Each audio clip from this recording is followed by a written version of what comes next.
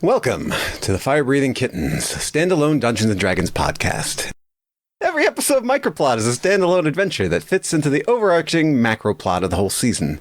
Because they stand sturdily on their own, you can listen to these episodes in any order and can skip any you don't enjoy. We are joined in reverse alphabetical order today by Wing. Hello, I am Wing. I am a short little Corvidian ranger. I am currently covered with a light smattering of very fluffy, furry, short feathers. Just like a little baby chick. I am also wearing a large hoodie with a front pocket. Over that, I also have on my neck a scarf that smells faintly of wet dog. I have a long coat made of rainbow parrot feathers with some golden scales sewn in there. And on my head, I'm wearing a sombrero with a beret on top of that. I also have my egg pal, Nugget, with me. Say hello, Nugget. Very good, Nugget. I agree. Simmond. Hi, I'm Simmond. I am a level 7 druid. I am a fur bear. I am vaguely blue, when 8 feet tall, wearing mostly leather hide armor. And, I'm just along for the ride. And Jade. Hello, I am Jade. I have missed being Jade. Oh, she has such a fantastic accent. Don't you think you will get sick of it very soon? I promise, if you are not already. Jade is a 52-year-old paladin of the crown. She served as a town guard of the city of Nicomoy for 27 years. Now, she annoys our wife, Alice, and often gets kicked out of the house to go play with the fire-breathing kittens. She has a red skin, completely black eyes like a horror movie villain, and horns out of her forehead.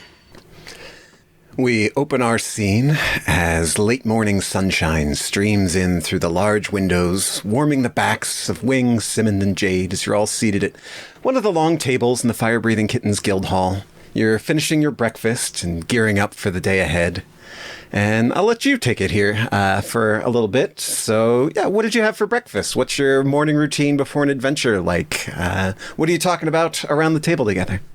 Well, usually I have a pretty limited breakfast, but today I have an extremely large collection of as many different plates as possible.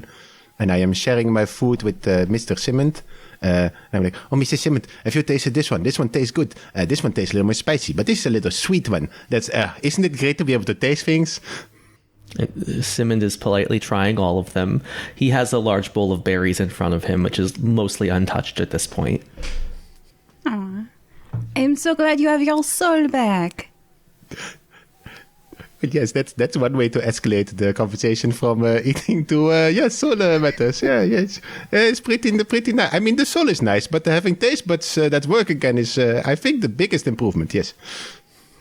Yes, I agree. There's a lot of good benefits to having your soul in your body. You know, I was curious, could you have 2 souls? Would you taste twice as much flavor? But unfortunately, we did not stay long enough to find out. I know a way where we can get 2 more souls. We just have to gamble a little bit with our soul. It's fine. We can do that, right? We could. We have to get Stella. She was so good at gambling. I don't know how she did it. Mr. Simmond, have you ever gambled with your soul? Not intentionally. It's happened, though. This sounds like a story. Well, to be honest, I don't remember much of it. Oh no. Were you hit on the head as well? No, I died. I thought you knew about this. That's true. I was dead for a long time, and they rescued me from the changeling afterlife and found me a body to reincarnate into. But I don't really remember a whole lot of what happened before. Wing just gets down from the table, slowly walks over and just kind of pokes Simmond in the side, like, okay, not a ghost. Okay, good. Came back from that kind of, confusing. Had to check, not a ghost. Okay. Oh, but that is, I have never died before, so would you recommend it? No. And you are right. I am very solidly back from the afterlife. So maybe zombie? Oh, come on. Nobody thought that was funny. Solidly. It's all right. I'm not a comedian. It looks like I was the joke all along. No one would ever say that. And almost on cue, like elements of your life are somehow scripted to maximize both drama and convenience, though exactly whose convenience you've never really been sure. 2 postings are tacked up on the job board simultaneously, and I'll drop those in the chat and read them aloud. The first: help desperately needed. Local entrepreneur seeks brave, trustworthy folk to protect potentially world-changing invention. Spies and thieves suspected. Offering 20 gold pieces per person for aid. Please arrive with haste to 116 Beston Road, out past Double Derby Dairy Farms, but before the old Spalding estate. The second reads, big reward. Handsome gold payment for return of physical and intellectual property to the rightful owner. Property is suspected to be hidden away at Beston Road, number 116. Dangerous characters may be present on scene, and payment is contingent on the return of our goods, regardless of the means of their reacquisition. Bonus payment for swift justice delivered to guilty parties who happen to be present. Please return stolen goods to Pappy Watson and Sons for lump sum payment of 12,000 pieces of gold. All right. Well, right offhand, I suspect the first one is probably the more accurate. What makes you think that? Well, usually the people offering a lot of money are not the people who are in the right. Are you suggesting that capitalism rewards people who do things that are evil? Or self-serving? Yes. Oh, well, yes. Are you saying you don't think so? Oh, no, I agree.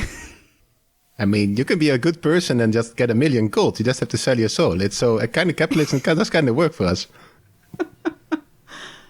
How can we make the system work for us? How can we get both the gold? And you know what? Actually, are you suggesting that we do a swindle? I wouldn't have gone that far. I am suggesting that we investigate and make our own determinations on who rightfully owns this property. Okay, let's do it. I don't see the job flyers. Your DM may have forgotten to hit send. Okay, I see them. That's fine. These are cute. Good job. Oh my gosh. It's so bad that this is only an audio podcast. You should see the things he made. Amazing. Well, what do you all think our first step should be? Well, after carefully inspecting the scribbles, I have concluded that I think you are handling this information better than me. Would you like for us to teach you how to read? I taught both of my children.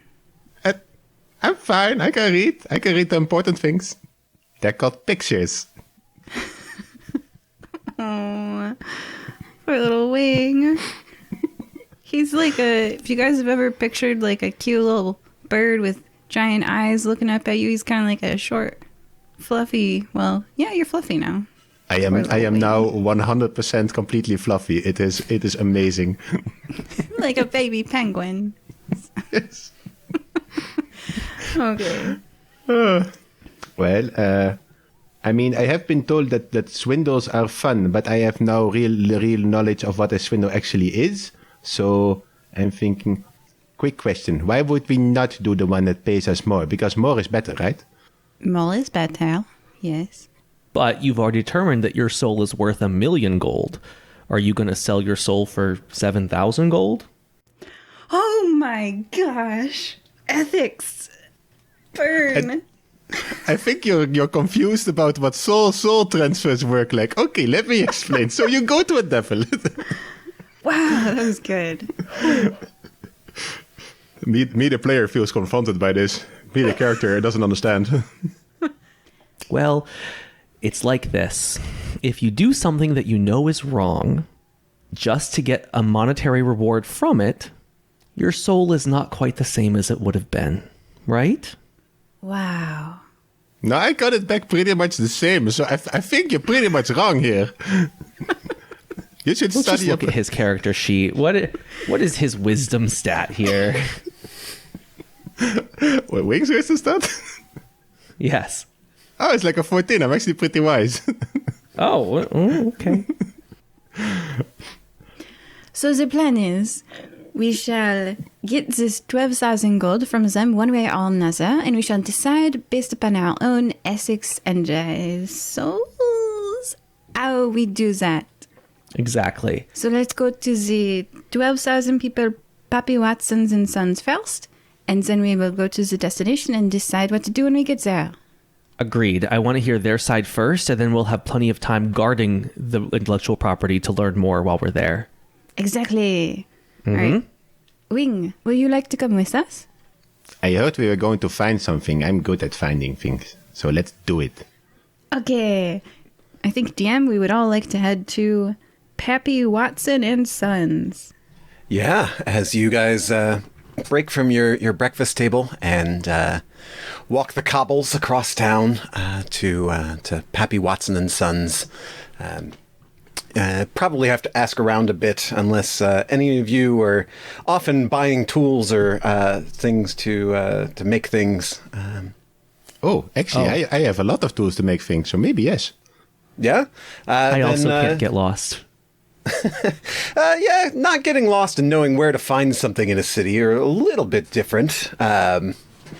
Perhaps, but yeah, you guys don't need to ask directions then between your combined efforts. And yeah, in an industrial part of the city, you come across a sizable warehouse-style kind of production facility. It's got this brick facade that's emblazoned with chipped and faded white paint that reads Pappy Watson and Sons across the street-facing side of this large building. The feel here is very Peaky Blinders, with the air choked with smog, and there's coal that's just being shoveled places. There's furnaces going. Yeah, smelters, crushers, any number of other things that keep an industrial center pumping. As you guys approach Pappy Watson and Sons, a hurried-looking woman in a kind of business or maybe mercantile garb exits. She kind of stops in her tracks up short as she almost walks into you, kind of reading as she comes out the door and sort of closes it behind her and looks up. And, you must be representatives of one of the guilds, yes? Yes. She's looking for an answer. I think my thing cut out. Oh, did you say yes? Yes, we are representatives of the Fire-Breathing Kittens Guild. This is Simmond the Kind and Wing, and that is Nugget. I am Jade. Hello, I am Jade. Yeah, I think it's charming. She doesn't seem to care. Her eyes also don't reveal any immediate recognition to the name Fire-Breathing Kittens or your individual names. Of course you are. You have something you're returning to us then? I dare say it can't have been too large if you'll have it about your persons. That depends. Are the Fire-Breathing Kittens owning anything for that you want returned, or? Yes, there's been a theft. I thought perhaps you were bringing it back, or no such luck then. Oh, no, we are, I think we were going to, what was it? We were going to ask around and find out intentions, yes. So we do that first. Our intentions are to get what was taken from us. I believe what my dear friend means here is we were hoping to get some intelligence on the situation in order to aid our efforts to retrieve your stolen object. Oh, poor dears, could you not read the missive?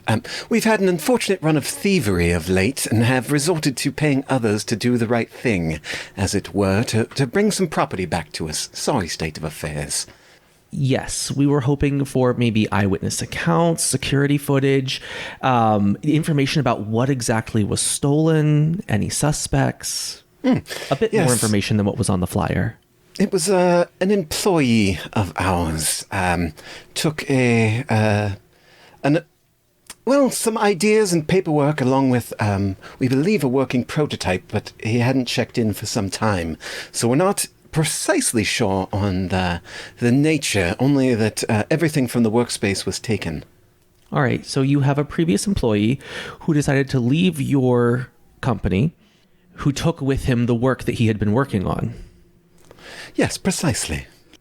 Do you have a copy of the employment contract? I am quite a fan of legal documents, and I would love to read the parts of the clause where it says that everything invented by the person and perhaps for up to 5 years after the employment with you is owned by the company. Oh, of course I do, but we don't give that out. employment contracts are so standard and, easy to copy that I do not see why I would not be able to read the copy of it. I understand your misunderstanding, yes. Now, I am busy. Was there something else? What was stolen? Well, I'm not typically in the practice of revealing the workings of new inventions or improvements upon existing models that may or may not perhaps be undergoing development at this or any other times. But suffice to say, such things, when they are made, required prototypes be built, and one such prototype, along with its accompanying documentation, has wandered off the premises. Even if it were rubbish, it is our rubbish to do with what we will, whether it works or not. I am just confused how you would like us to recognize. I pat Simmond on the shoulder and I say, ship passes, don't you think? Just go with me. Yes. Yes, you pass our test. You are a trustworthy employee. How would we know it was trustworthy or not unless we had tested you? We have come with your prototype already. She looks at you quizzically. Yep. Well, if I had not tested you, I could have handed it over to the wrong employee. It would have been terrible. So, DM, I would like to do a perception check. Always be escalating. I want to do a perception check and I want to see what type of product they make. Sure. Yeah, you could do perception. You could do history. Whatever you'd like. Oh, God, I am so bad at all of these. Like, yikes. Perception's my +1 is the highest I'm going to get. Okay, with a 10, I look around. What do they sell? Just roughly. Yeah, it looks like, this is obviously an industrial port, a part of the city. You are near the water, likely where they're making large things so that they can then move them on to elsewhere in the world, essentially. There is a kind of storefront where people might buy, people like Wing might have come here to buy various small tools that you would use in a wood shop or a metal shop or, any number of things for the mechanically minded. As far as specifics, you can't think of any number of their inventions or whatever that would be labeled the Pappy Watson and Sons brand. Oh, I'm going to try to pass off one of my magic items as their invention. I have an idea. Yeah? You don't need to lose one of your magic items. For 12,000 gold, I'll sell it. Okay, you're holding up a finger. All right. Yes. Behind his back, Simmond uncorks his water skin and uses several iterations of the shape water cantrip to pull out a small amount of water, shape it into one of those sort of crystalline blocks that have lots of little air bubbles inside of it that appear to be a complex mechanical working, and then freeze it into that shape and appearance. Could you tell me the components of the shape water spell, please? Sure. So shape water allows me to move water or change the flow of water up to 5 feet in any direction, cause the water to form into shapes and animate at my direction. This change lasts for an hour. Change the water's color or opacity. Color, silver, opacity, opaque. And freeze the water, provided that there are no creatures. All of these will last 1 hour. And what are the components of the spell? Oh, I'm sorry. Components. It just says S. Okay. You could conceivably do that behind your back during a conversation with a person who does not trust you. Can I use that as advantage on a deception check? Sure. Yeah. So you make this magical frozen. What does it look like? It looks like a block of crystal with a lot of little air bubbles. The kind you can get at souvenir shops. You put them on a light and they there's different ones that have dragons and the Eiffel Tower and things in them. And it appears to be a complex mechanical schematic inside of this block of ice. And I take it from my party member and I hand it to this person who didn't know what she was looking for. She said, "Oh, it must be quite small because you are not carrying anything very bulky." And I say, you have passed the test. This is the stolen component. We have recovered it. We are the Firebirds and Kittens, and we are true to our word. And I rolled a 22 on my deception check because of the advantage that Simmond gave me. Yeah, she takes it. And is this supposed to be the intellectual property or the physical goods? Oh, I of course, I have paper promises. So, right. Oh no, Okay. I feel so bad for my fellow DM now. But yes, that's what it's used for. Go for it. Any promise or deal written on this 8 by 11 inch white page disappears in an hour. Anything else stays. Official description. Paper promises, wondrous item, uncommon. This high quality piece of paper appears blank. When writing something on the paper, you can speak its command word and specify how long the written words will remain on the paper. Regardless of whether or not you specify the duration of time, after 1 day has passed, the paper will become blank again. Furthermore, once per day, you can speak a different command word and have the paper promises appear in your hand regardless of your distance to it, so long as you're on the same plane of existence. Rad. Yeah, what's your command word? Be schematics. Yeah, the hurried kind of businesswoman reaches out and takes the papers from you, and well, I suppose I can get this to engineering to verify. Yes, and she takes the crystal from Simmond. Oh, it's quite cold. I suppose it must have come from the exothermic studies. Looks at you like she's given something away. Very well. If you'll remain here a moment, I'm going to be very late for my next appointment. And she goes inside and looks like she's looking to confirm some things with people inside. She's gone for a minute. 2 minutes. 3 minutes tick by. You're like, this is definitely working. This is working, right? This has to be working. And after 5 minutes, she comes out and she's got a small pouch that she's carrying and says, well, this doesn't seem to match exactly what we were expecting, but it does look like it could fit the bill. And who knows what this employee must have been up to. We've also fired the supervisor for what that's worth. How does 1/3 payment sound? This isn't what we'd put the bounty out on, but, well, we shouldn't look gift horses in the mouths, so to speak. I do believe we brought you exactly what was missing. You found this at Beston Road? We infiltrated their building. It was quite dramatic. Deception check. Oh no, Druid, oh no. We were so close. You were so close. Dice might be Give there. me We'll a see. second. Let me just see. What is my deception? It's a +1. Thank you very much. Let her Go rip for it. Simmond. What do we got? I mean, it's... Let me just share my screen here. Oh, Can you see my screen? Is that a natural 20? What? That's a natural 20.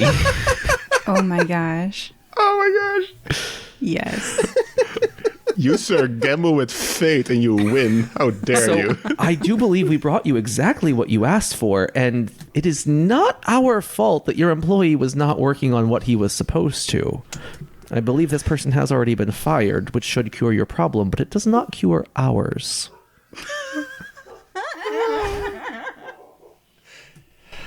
Yes. We'll call it 4,000, not a coin more. Wow. I believe we could always take that property back with us if it seems it's not valuable enough to you to pay the full promised reward. Ooh. Would you like to go intimidation there? Can I place a now medium-sized dragon on his shoulder that also looks menacingly at her? For a I'm also going to use guidance. Yeah, That's going to this allow has me to turned add a into D4. returning stolen property into a shakedown here. I dig it. Let's go. All right, so does that mean I have advantage right now? Sure. Wait, plus my D4. Plus my D4. What's, I mean, I got a 2. This is a 3. I'm not intimidating. You're just so cute. I'm afraid that is my final offer. This does not match what we would hope it. We had hoped for, but you are not walking away empty-handed. What guild did you say you were with? As a sunblade. Oh, all right. Am I still sharing my screen? You and I. Yes, we are part of the Sunblades. Yeah, she produces a quill and jots a quick note down. Very good. Wing leans over to Jade. He does like, swindle. Good job, Wing. And yeah, she hands over the 4,000 gold and hurries along her way. We leave. I mean, we could go inside, get it back, and sell it again to someone else. No, okay, I'm sorry. Okay, Good job, I Wing. can make a Let's new go. one. that was amazing, Simmond. Wow, wow. And that, dear listeners, is how you creatively use your cantrips. Oh my Yeah, that was goodness. excellent. I love it. We're outside that building right now, and I'm just like, I put an arm around both of your shoulders, and I'm like, Oh yeah, you guys can beat feet. That's great. Let's go get a very expensive meal of the highest quality street food, and then continue on our way. Good job. Oh yeah, we like salmon on a stick, the most expensive food on a stick, and before we head out we got to go investigate this 116 Beston Road, right? Yeah. So now, as you walk across the other way across town, you're heading north outside of town onto Beston Road. That kind of leads well outside the city, up into the mountains and stuff. Further on, you've got great snacks and good laughs between friends as you pulled your swindle. Mrs. Sinclair would be so proud. All right, so shall we proceed on? Let's see if we were correct in swindling those people. And they don't know, we can just go at a different time of day, be a different employee who cares so much about the company, and we can be the fireblazing kittens instead of the sunblades, or the little booksellers. I mean, if you want to get really technical, we could pop in every few hours and just... Shift change. No, I'm a druid. Never mind. Let's both be thieves next season. No, I'm kidding. Keep going. So how many guilds are there in the city? Oh, man. So, 116 Beston Road, DM. Yeah. So you go from the well-paved streets of the inner city to the kind of rough cobbles further out to now it's kind of just packed red dirt as you make your way further north, kind of meandering north by northwest as you head toward this. What you find is an abandoned mine. There's a sizable group of now ramshackle outbuildings that surround it. There's kind of a main house that you assume that maybe the foreman or whoever would stay when they're on the property. There are high fences that surround this group of buildings out to the road. The gate that leads there is closed at the road, but it doesn't appear to be locked or barred. I try the gate. Yeah, you can swing it inward. There's a bit of resistance to it, as you can see that it's kind of like a corrugated steel or tin gate around the outside, so it's opaque.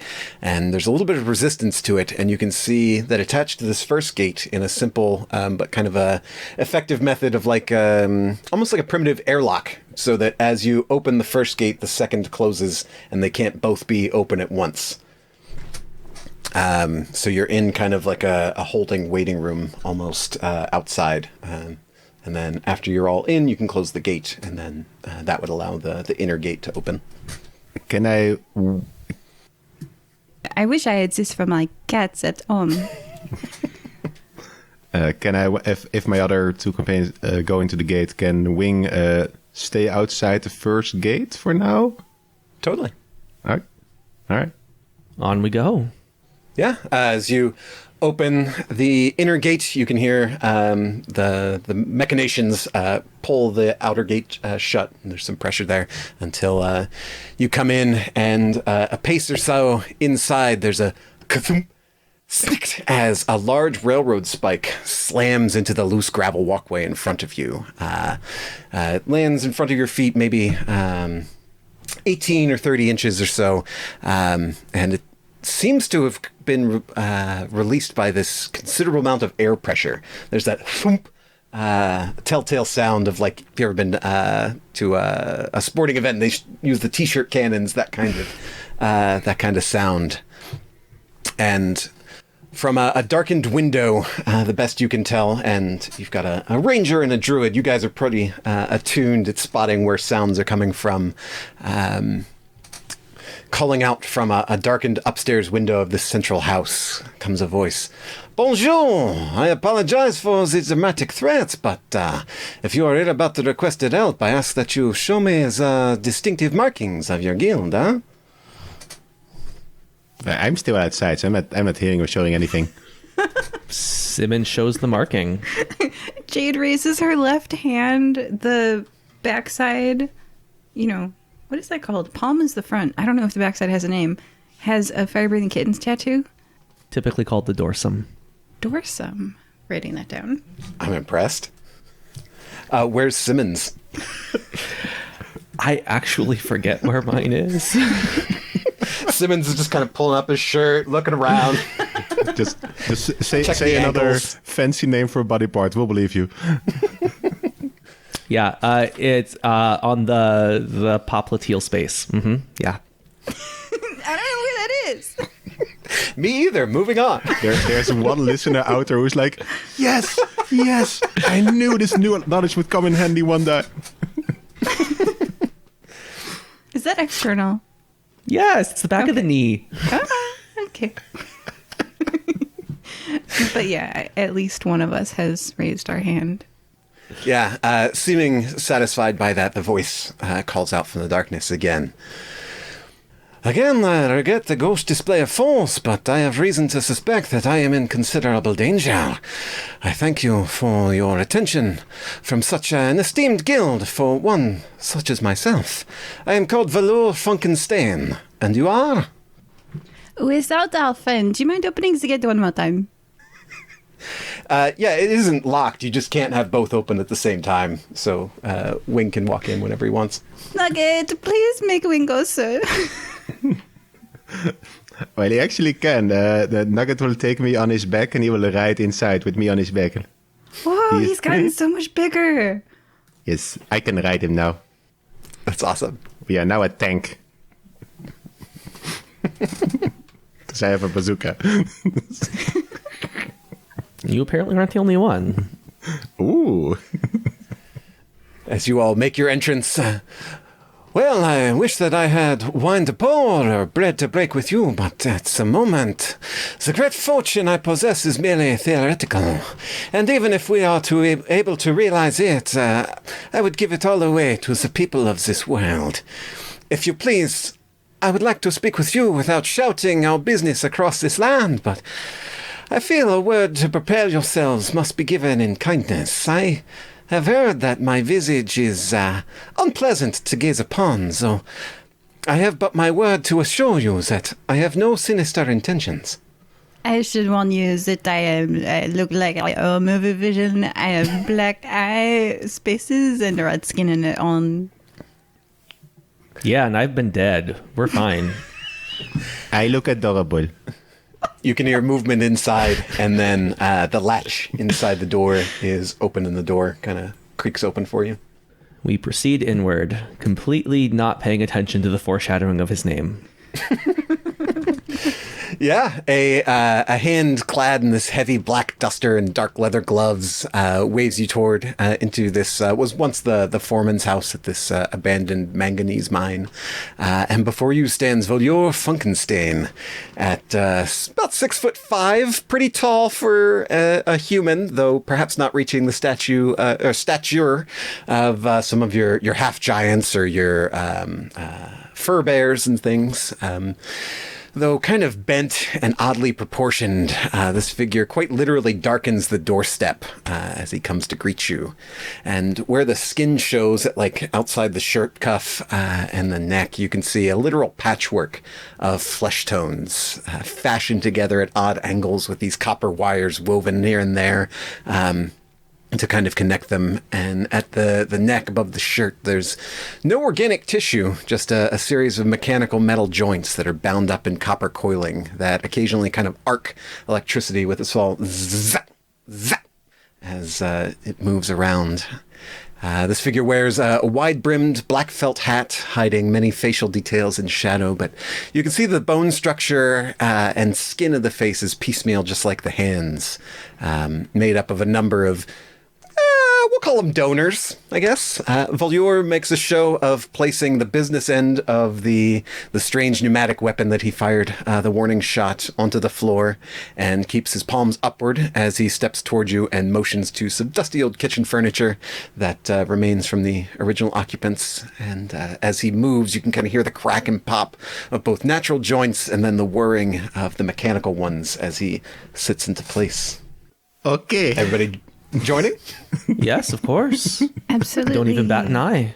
Yeah, I'm like a demon thing. Sure. I will stay by the door. I'm inside, but I'm at the door because this man is a little bit strange. Yeah, I mean, sure. he's kind of familiar. He sounds like Jade, but besides that, he's kind of strange. It's true. In this group, I mean, Wing really is adorable. Yeah. You're the cutest fire-breathing kitten. No, No, wait, Nugget, I'm sorry. I agree. Best tag team for sure. So, in the interest of full disclosure, we did speak to this other interested party, and quite frankly, it seemed a bit suspect. We'd love to hear your side of the... Eyes go wide underneath the brim, and you can see pulls back, sits upright at the mention that you've been speaking to other people. And you should know that I've been eyeing guilds. Yes. However, we would remain with an open mind and wait to make our decision upon what you say. Whoever else outside of the story, what do you say?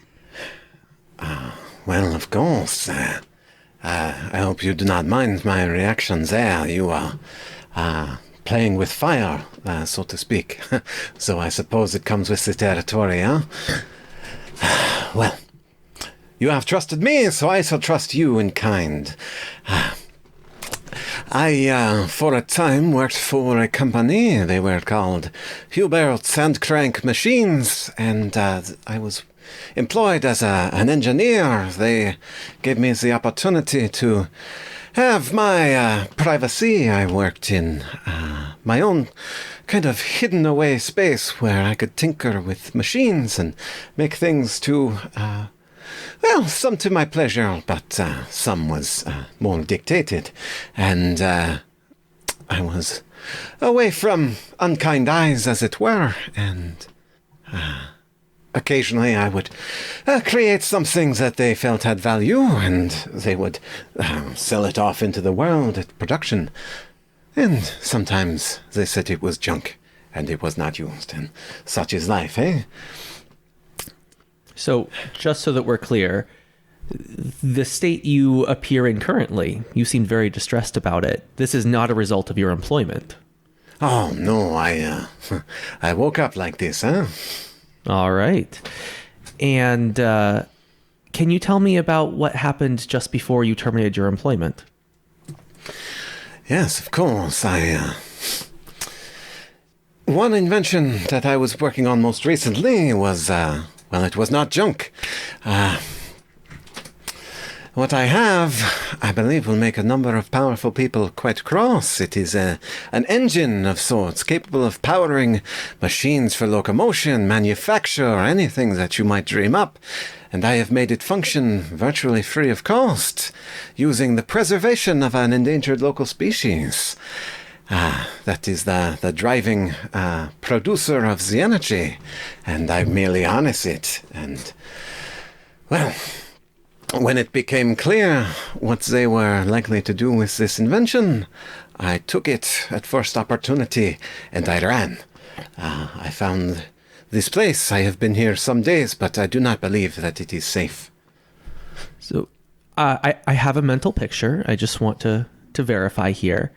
I am imagining that we have an engine that runs on, we'll say, pixie dust, and it requires capturing endangered pixies and keeping them inside this machine to produce power.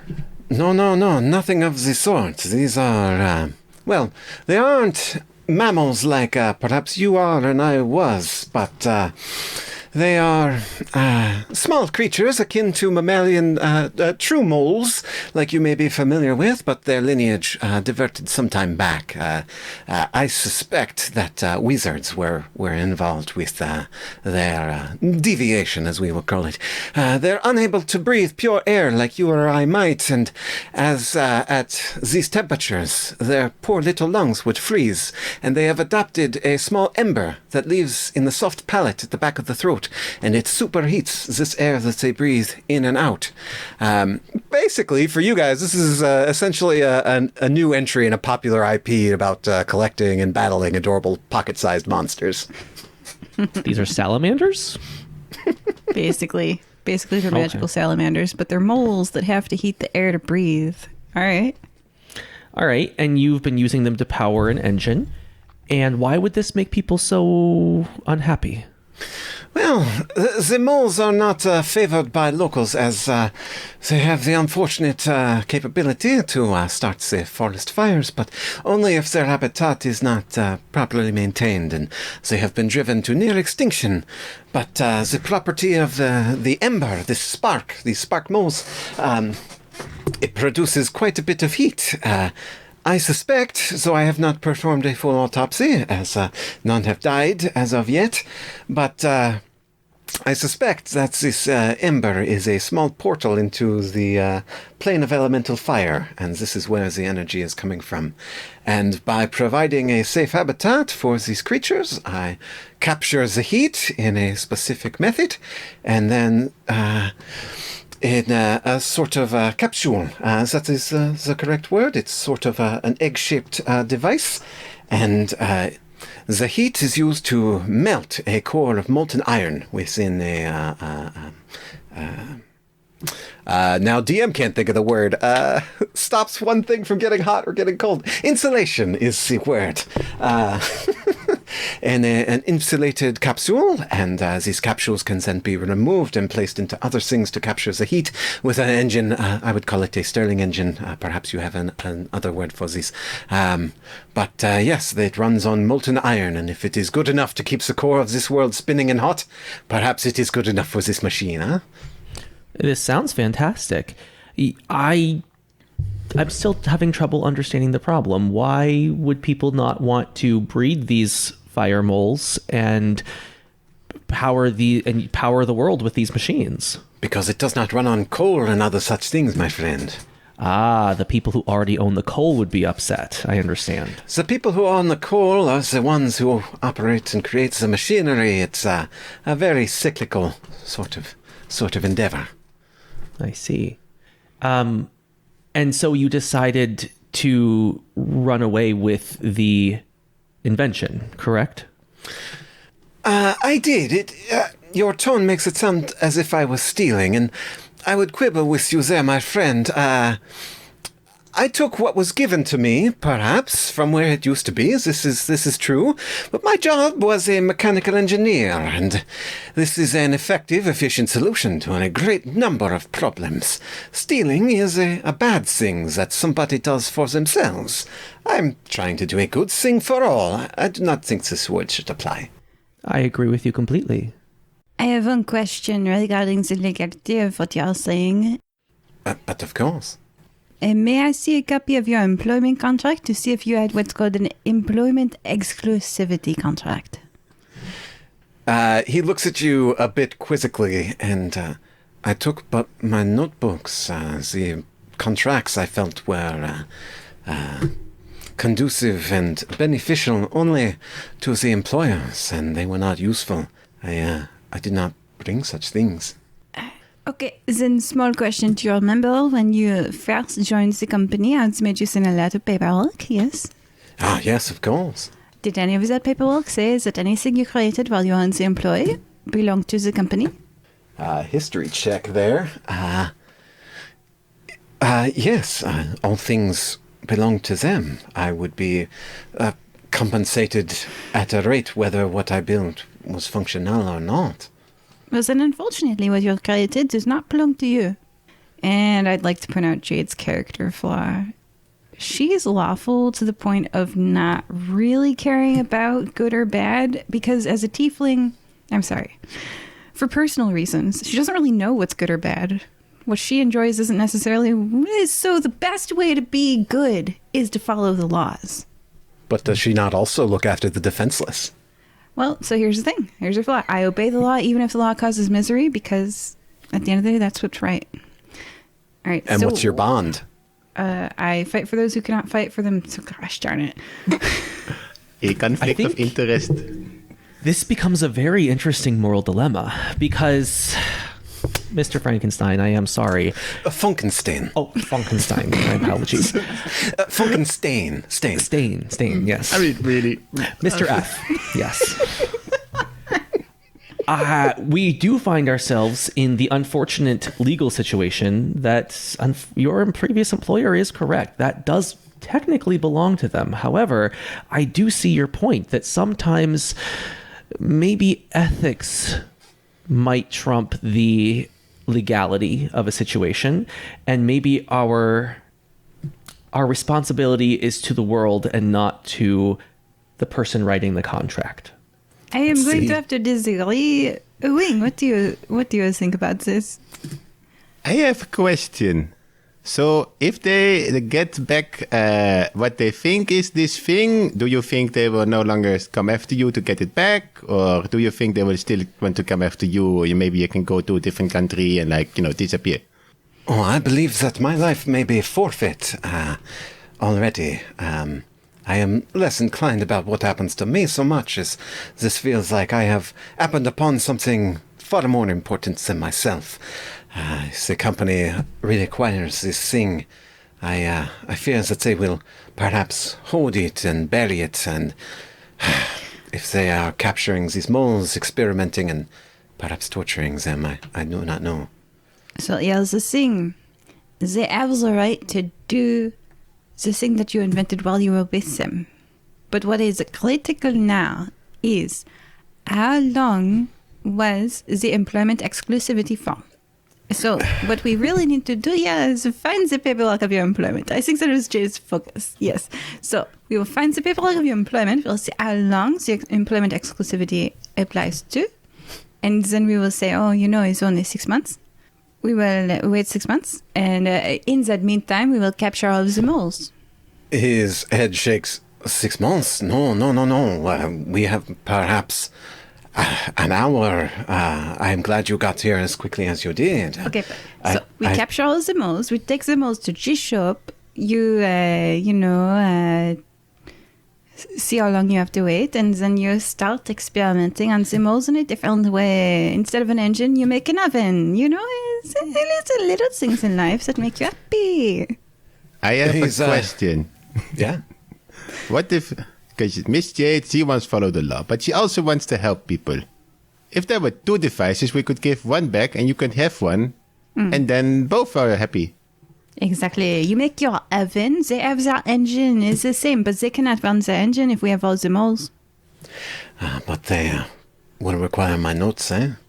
So you give them their notes, but you take all the moles. Because that was not in the contract. You must give them a copy of your Indeed. notes.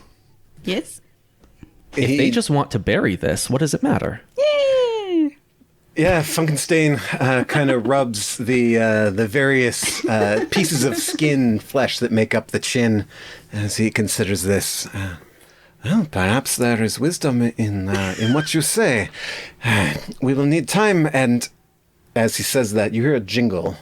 Ding-da-ding-ding, ding-da-ding-da-ding, ding-da-ding-da-ding. The perimeter. We are out of time. I give to you my notebook, and from under a floorboard, he hands you The notebook, if somebody wants to grab it. It's this big leather-bound tome, probably weighs 20 pounds at least. I have a bag of holding. Oh, me too. I was like, And he looks at you and, we are out of time. I will leave the decision to you. But for now, we must. And he will pick up the business end of this pneumatic cannon thing and head back up to the window. And you can hear now the rattling of the fences there's clamor. You can hear people calling outside. Very much like if you ever see the movie The Warriors, various gangs are beginning to assemble and descend upon this area. It seems you weren't the only ones who got the missive with a promise of a big paycheck. You just happened to get here first. And I have a question. Do you please, Mr. Frankenstein? Frankenstein? Mr. F. Funkenstein. Yes, do you Mr. please? F, if you prefer the brevity, yeah? I have a friend Willie, and he is like you, and you know, please. I do, but I feel it is something that my brain just feels that it needs and not something particularly of use. And he kind of gestures, and there's no like trachea and things inside the neck. It doesn't connect anywhere. We have 2 bags of holding. So yeah, you could just climb in the bag. We can walk out of here. I appreciate it, but it's ka-thunk, and you can hear the him starting to shoot at people as he's loading these railroad spikes that he's amassed, and you can see them piled up at the various windows now that you're inside. I think they have come for me, but not you. You may be able to save my prototype. This is important to me, and if you intend to return it, I may not stop you. Where is it? There is a tunnel out the back. I will attempt to hold them off if I am able. And I'm going to ask everybody to roll initiative as these bands make their way. And could I have the people who roll the 2 lowest numbers then roll a d8 for me? 11. 18. I got a 1. You said D8? D8 is 4. 1. All right. So our initiative will be Wing, then Jade, then Bad 1, then Bad 2, then Simmond. I also have a question. Yeah. Mr. F, do you trust me?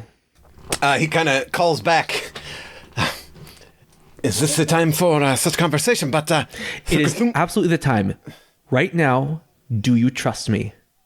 I place my complete trust in the fire-breathing kittens. I hope that you will do the correct thing. Would you say that you are willing to go along with our plans then? A simple yes or no, sir. I'm not sure that I understand your plan, much less him.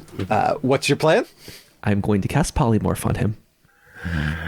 It won't work. He is immune to being shape-changed. Oh. Yep, makes sense. All right.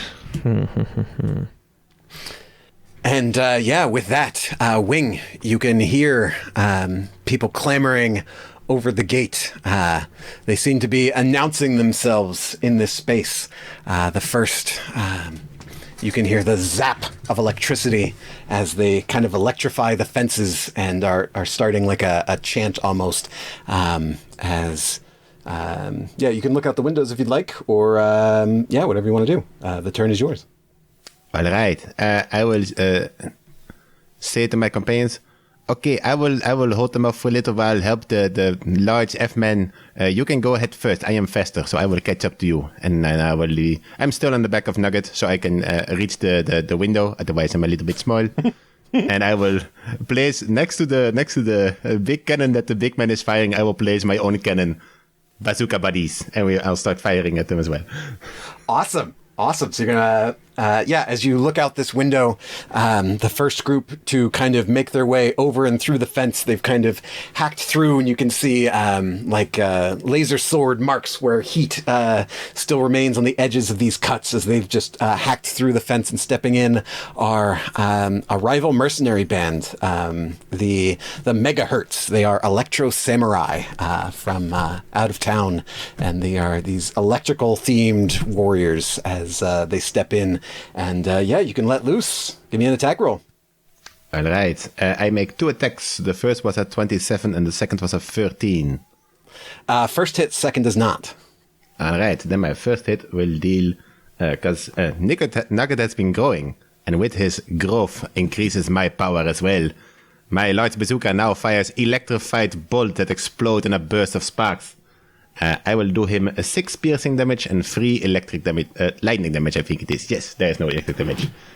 You can see that the arrow hits home straight into the chest, punches through kind of a split mail armor, and the electric damage doesn't seem to do much, but quickly slumps down from... he's not immune to having bits of wood and metal embedded in his heart as he slumps against the fence. 1 kill down for Wing there. Oh no. Anything else on your... Lightning resistance, my only weakness. Oh no. Anything else from Wing? No, I will stay here and probably stay 1 or 2 rounds to hold them back as well, so I can give my friends some time. All right, Jade. I would like to move to behind Valurel Frankenstein. Funkenstein. Yeah, go ahead. And I would like to use my sword, the flat of it, to hit Valurel twice on the back of the head. All right, make an attack roll. It was 13 to hit and 23 to hit. Do either of those hit? 23 does. Okay. I'm specifically attacking non-lethally. And that's Noted. Searing Smite as well. So as well as my D8 of 5 plus 3 for a total of 8 plus 2 D6s, because I'm a certain lineage that gets a certain spell, Searing Smite, at 2nd level. So it says that I'm expending my daily, basically, if anyone's familiar with 4th edition. I guess it's once per long rest, that's fine. But, so it's an extra 4 plus 2, 14 damage to the back of this person's head, non-lethally. You bludgeon him. What does your Searing Smite look like? Flames. Like flames on my sword. Yeah, nice non-lethal flames for friendly attacks, right? And he catches on fire. Yeah, so the text of Searing Smite is that the next time you hit a creature with a melee weapon attack during your spell's duration, your weapon flares with white-hot intensity, and the attack deals an extra fire damage to the target and causes the target to ignite in flames. Non-lethal so flames. he's Non-lethal firing flames. this air cannon out the window, his back completely toward you, because he just trusts you so much to do the right thing here. As you baseball bat swing to the back of the head and light your friend on fire here.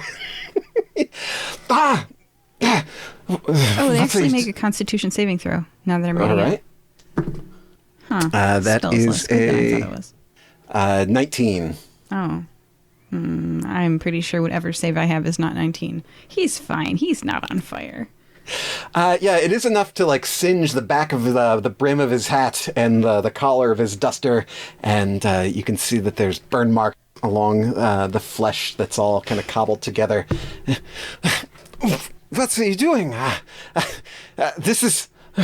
how is this helping? Intimidation check. Get in the bag or I will beat you more. You are more important to the world than you realize. Get in the bag. What size is this bag? So the bag holds up to 500 pounds. What size is the opening? The opening is only 2 feet, but we've put larger things in it, so I believe it can stretch in it as part of its extra dimensional space. A hamster can fit in a space as wide as its head. A Frankenstein can fit in a space as wide as its shoulders. Get in the bag. He doesn't have shoulder mobility like that. It's all clockwork inside. You're 2 feet wide the shoulder, I think. And that's an intimidation of 16. I'm going to keep hitting you until you get in the bag. Oh my gosh. Yeah, you can see your attack barely put a dent in this bad beastie there. But he seems unfazed and wants to keep it in. But perhaps you can wear him down.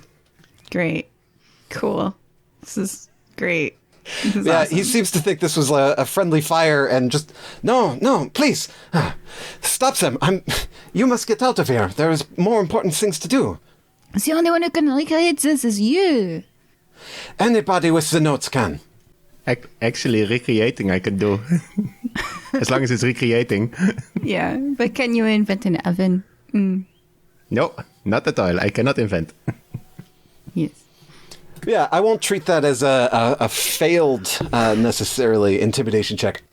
I'll treat it more as effort, and there's a certain threshold that has to be reached. Anything else from Jade? She wags her finger at you. That's it. The first group of baddies clears the fence, and as they move by, use the electricity to burn one of the outbuildings. Looks like it might have been a barracks or something. It's starting to catch on one of the corners as flames lick up, and they make their way toward. But they are kind of darting here and there, trying to stay out of view of Wing, who's just picking them off one by one here. So they will have 3/4 cover on their approach in, but are not completely out of view. Also, they're like in glowing blue armor to accentuate how electric they are. So not terribly good at hiding. And the second group of rival baddies, or mercs, I guess, that clear the fence, they kind of hover up over as they drop in unison, and they are wearing kind of skull masks and sort of striped, brightly colored uniforms with little skirts, and they're holding pom-poms as in unison they land and strike a pose. This is the Spirit Raisers. Ready? Okay. We're gonna take your heads today. We've got cheer. You've got fear. Your destruction is so near. This is the gang of necromancer cheerleaders. And they're going to be begin summoning skeletons that are now very zombie movie, clawing at the windows and things at the outside of this building that you're in, as they begin to move around to the other side, away from the electric samurai. Is this the result of Mendex becoming popular on that one evil school last season, and now the cheerleaders are like, oh my god, necromancy is cool, and then they became cheerleaders as well? No, It might. Yeah. Nice. And that is their turn. That takes us to Simmond. Yeah, so just clarifying the layout here. I can see the tunnel that Mr. F gestured towards, correct? Yeah, there's a big manganese mine that's now abandoned, kind of in the rear. It's sort of in the dead end of this canyon kind of area. So there's a flat open area. It's not in this current building. No. You're in like the foreman's quarters. There's like a house here where they would live, and the mine is outside. I see. And Mr. F is facing away from me towards a window, correct? Mm-hmm. And he is roughly large human shaped, right? Yep. Okay. So he theoretically would fit into a bag of holding, correct? Man, Especially if the top can expand in its extra dimensional space. I would say not easily, but not impossibly. Okay. So we're going to do this the easy way and then the hard way, if necessary. It seems like hard, but all right. So the easy way, he's facing away from me. I attempt to just take the bag and stretch it wide and just go over his head and just top to bottom, just right in there. I love you.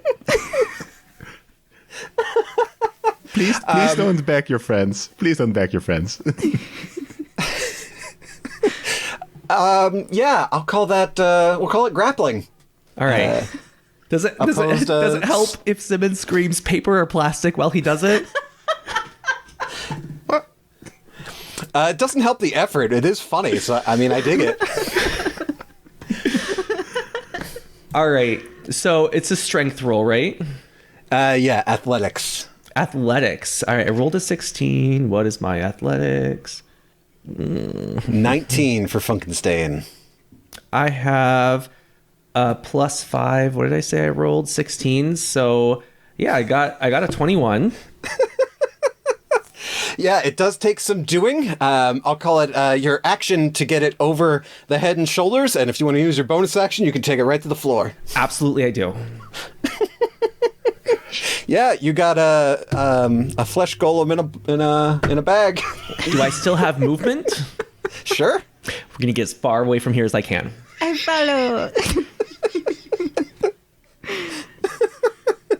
Or actually, we are in the top build room of a building, correct? Sure. Yeah. Do we have any access to the out? Oh, there's windows. Yeah. Large windows. Sure. Okay. Hey, Nugget. Can we ride Nugget out of here? Oh no, he's only medium. I am the only one that is legally allowed to ride him per the rules of that ability. All right. Well, let's go to the roof anyways. All right. How are you getting there? There's not direct access. There's no direct set. We're on the top floor. Can I just reach up and, I'm an 8-foot tall giant that's incredibly strong. Can I just reach up and pull myself onto the roof? Sure. We'll call it difficult terrain and give me an athletics check. All right. As you run up, well, I've had this friend never run up. Have you heard this phrase as well? Because, there's only one way to go from up, and that is down. I do not fly. I have a plan. Okay. Yeah, so I got a 15 plus 5 is a 20. Am I able to pull myself onto the roof? Yeah, you can muscle up and put yourself up there. That'll use 10 feet of movement. But you are, up on top of this roof. Okay. Can I pull Jade with me with some more of my movement? Just grab her and swing her up. She's little. I'm 260 pounds. Oh, are yeah, you? I thought you were think very I've little. already used your action bonus action. Never mind. You're getting up on your own. Can I speak at this point? Sure. I am going to call down to the people approaching. He already got out. I don't know what happened, but this place is empty. Don't fire at me. Excellent. Give me a deception check at disadvantage. They are likely to want to clear this place anyway, but could work. Oh, let them. I got a 13, I believe plus 1, so 14. It seems like arrows and darts and things are still going to keep heading your way. Even if he is gone, they want to search this place and see what they can make a profit off of. He went set away. No, I'll wait until my turn. Yeah, by all means, let him search. I'll just wait. We'll take cover on the roof. Cool. It is Funkenstein's turn, and he can do not a useful thing. How about Wing? Top of the round. Technically, bags of holding have, don't they have that? Let me go find them. I know they can be destroyed. Damage it, and destroy it, but I don't think that would benefit anybody. Okay. To be fair, he can muscle his way out. Yeah. Nah, we'll hang out. All right. He may spend a turn Sometimes in if your confusion friends since tell you he's... you need a timeout, it's best to listen. When I'm put into an extra dimensional space, it takes me some time to get acquainted to my new surroundings. Like, what? Yeah, what else is in this bag? What does Funkenstein find? Oh, yes. Not much. Lots of seeds and herbs and things like that. I don't think I've put a whole lot in here yet. Okay. Cool. Top of the round with Wing. Just a flesh golem, I am very happy you put him inside your bag of holding, because this would be a long list. Yeah. I may have a problem. Okay, so since my companions don't want to use the cover that is in a cave and want to get on top of the roof that doesn't provide any cover against ranged attacks, I will try to protect the people on the roof. I will cast a fog cloud that is in front of the building. I want it to be the edge of it to be about up to where we are, so we can still see our surroundings, but they cannot see us. We won't be able to see them as well, but at least they don't have a target. Yeah, you were definitely outnumbered, so having that is very handy as they're just kind of pouring over these fences. Yes. But yeah, protecting your friends on the roof. Awesome. Anything else from Wing? I will shout up, Mr. Simmond, while I appreciate your candor, I am not very good at climbing and I would like to use the tunnel. And now I will... Can I recollect if I saw that the roof actually would lead anywhere? Like, are there other roofs that we can jump to? Did they see that it was next to a wall that we could climb? Anything? Or is it just like... There's like a small shed on one side, and then there's the outhouse on the other. If you're mechanically minded, jumping from this height onto things like an outhouse or a shed, you're likely to punch straight through and be worse off than if you just hit the ground. But yeah, so yes and no. Okay, then for now... Oh man, oh gosh. It does sound fantastic, I say, as it's like I'm cursed. Every missile that falls within 10 feet of me, kind of like magnet, zooms in to me to hit me. It's not going well for me up on the roof here, so I'm like, it does sound fantastic. Ow, ow, ow, yes. To the tunnel. Yeah, you could hear get things to the tunnel? Even on the outside of walls that are heading towards Simmond, and then just like hitting and sticking into the walls, points of darts and arrows and things getting stuck, embedded. They would, but they hit me instead. I have the shield of missile attraction. They're going for Simmond and are arcing towards you, wildly disobeying the laws of physics. Yep. Whenever a ranged weapon attack is made against the target within 10 feet of me, the curse causes me to become the target instead. Stop trying to sacrifice yourself. Oh no. I will for now, I will stay where I was at the window. I'm not very good at climbing, so I don't really want to get up to the roof, but I also don't just want to dash into the tunnel and leave my friends behind. So I will stay where I was and I just keep up the smoke screen. At least we have got smoke screen. Yeah, you can hear zombies. It's likely that they're going to break through these windows. It's just like simple shutters that are closed. He had planned on being the defense here, and it seems to not be holding, or bag of holding. Hey. Got him. Simmond, to the tunnel. And that takes us to Jade. He has a plan. We're fine. He has a plan. How do you calculate carrying capacity in 5e again? It should say on your character sheet. Yeah, my strength is 16, so carrying capacity 5e is your strength score multiplied by 15. So that means 16 times 15 is 240. How much you weigh, Simmond? More than that. I weigh 280. I can't just pick you up and take you, but I can be like, pass the baton. And wait, and I have a readied action. When I am past the baton, I will head for the tunnel. I'm also... Oh, okay, sure, yes. So I've ready to dash. Cool. I dig it. Anything else from Jade? That ends my turn. All right. I've already forgotten their pun name. The megahertz. The megahertz are now moving in. They are going to try and break through the bottom floor and get to Wing. It's enough to kind of crash through and open that window that you were, I assume, just kind of opening and firing shots and then kind of staying in cover. They tear the shutter off as one of the swords embeds into the windowsill beside you, Wing, and you can see it arcing and sparking, and the wood is starting to smolder and ember and smoke, but not enough to impact you directly for the first. That is a 19 to hit for the second. 19. Would they be able to see me through the fog? Oh, I was thinking the fog was up high.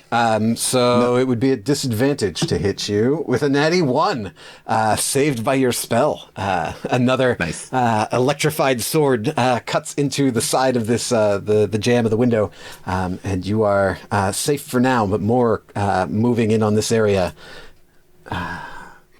That takes us to the Spirit Raisers. They've done their opening salvo of summoning undead, and are now trying to all move and dash around so they can get a clear shot. The fog cloud is preventing them from using chill touch on everybody that they can see. Doing some work with that fog cloud, buddy. That takes us to Simmond. You're up on the roof in smoke. Yes. I am going to use Wild Shape. Yeah, what you turn into? Spider. Rad. What kind of spider? I don't know. Let's go with a daddy long leg. Very War of the Worlds. I dig it. Yeah. And I have 20 feet of movement. I am going to climb right up onto Jade's shoulder.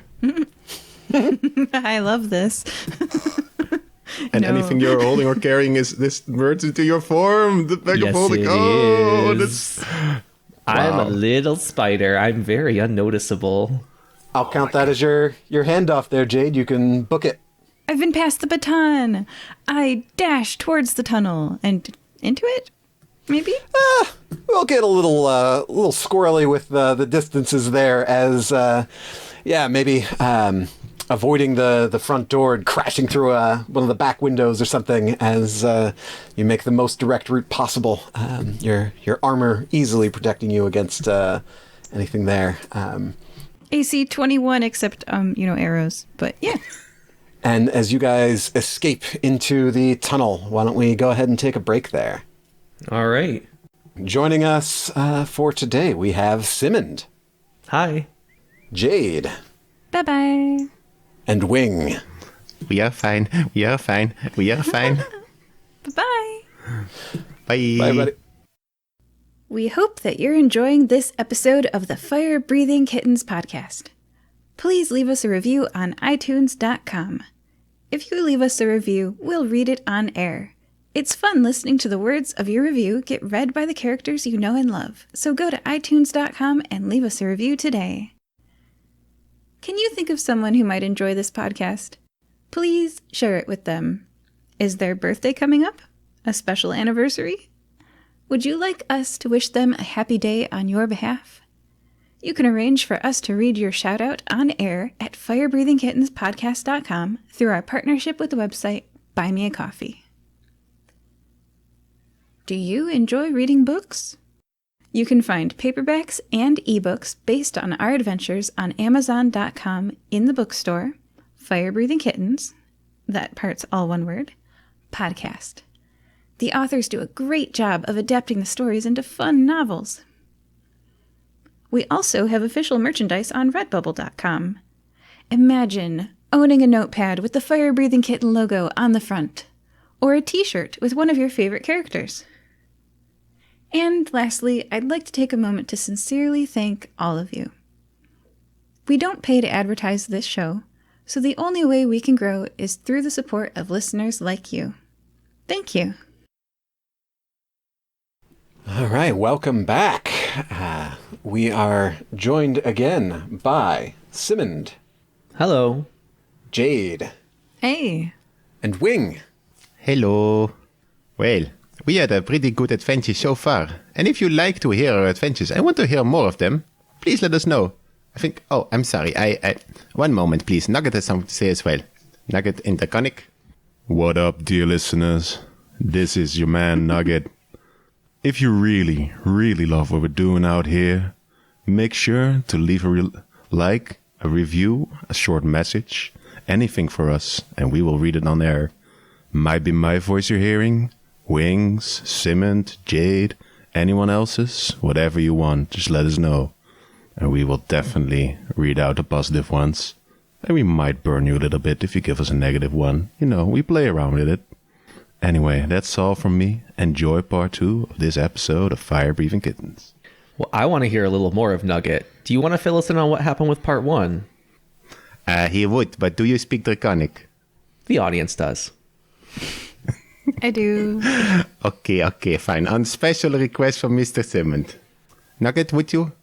All right, then. Seems like somebody wants to hear more from Nugget. So, we had a little bit of an adventure, didn't we, in part 1? We were just starting out in the guild hall. It was a quiet day. Everyone was hanging around, having a nice breakfast. Breakfast is much better when you can actually taste things. So I'm very glad that Wing finally smarted up and got his soul back. That was That was a lot for me to process, man.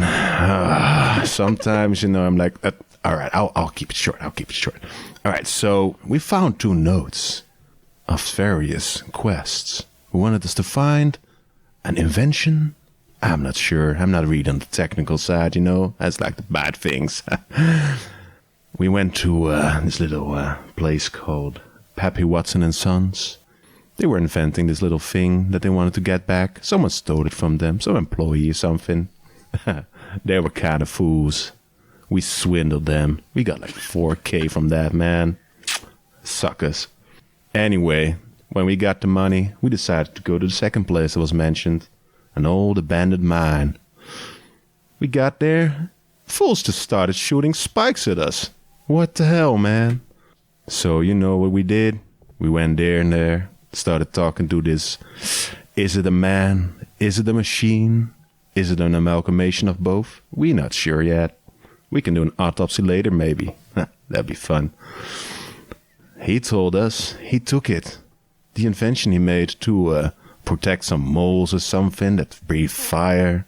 I think he's watching a little bit too much imported anime, that guy. Anyway, folks showed up and started blasting, so we kind of dipped out of there with this man in the bag of holding. He said no, we said yes, you know how it is. And now we're on the run in the tunnel. And that's about where we were. Have fun, y'all. Yeah, inspiration for Wing. That was rad. Why did I get the inspiration? Oh, it was Nugget, of course. It's always Nugget that gives me. That inspires me every day. And yeah, we will pick up there as you all rush into this abandoned manganese mine. Yeah, it's all disused. There are scattered things about. Dust has gathered here. I'm going to ask one of you for a die roll in a second. This is essentially like your spidey senses telling you that more danger is close and serves as sort of the basis for how many rounds until your assailants begin to catch up to you.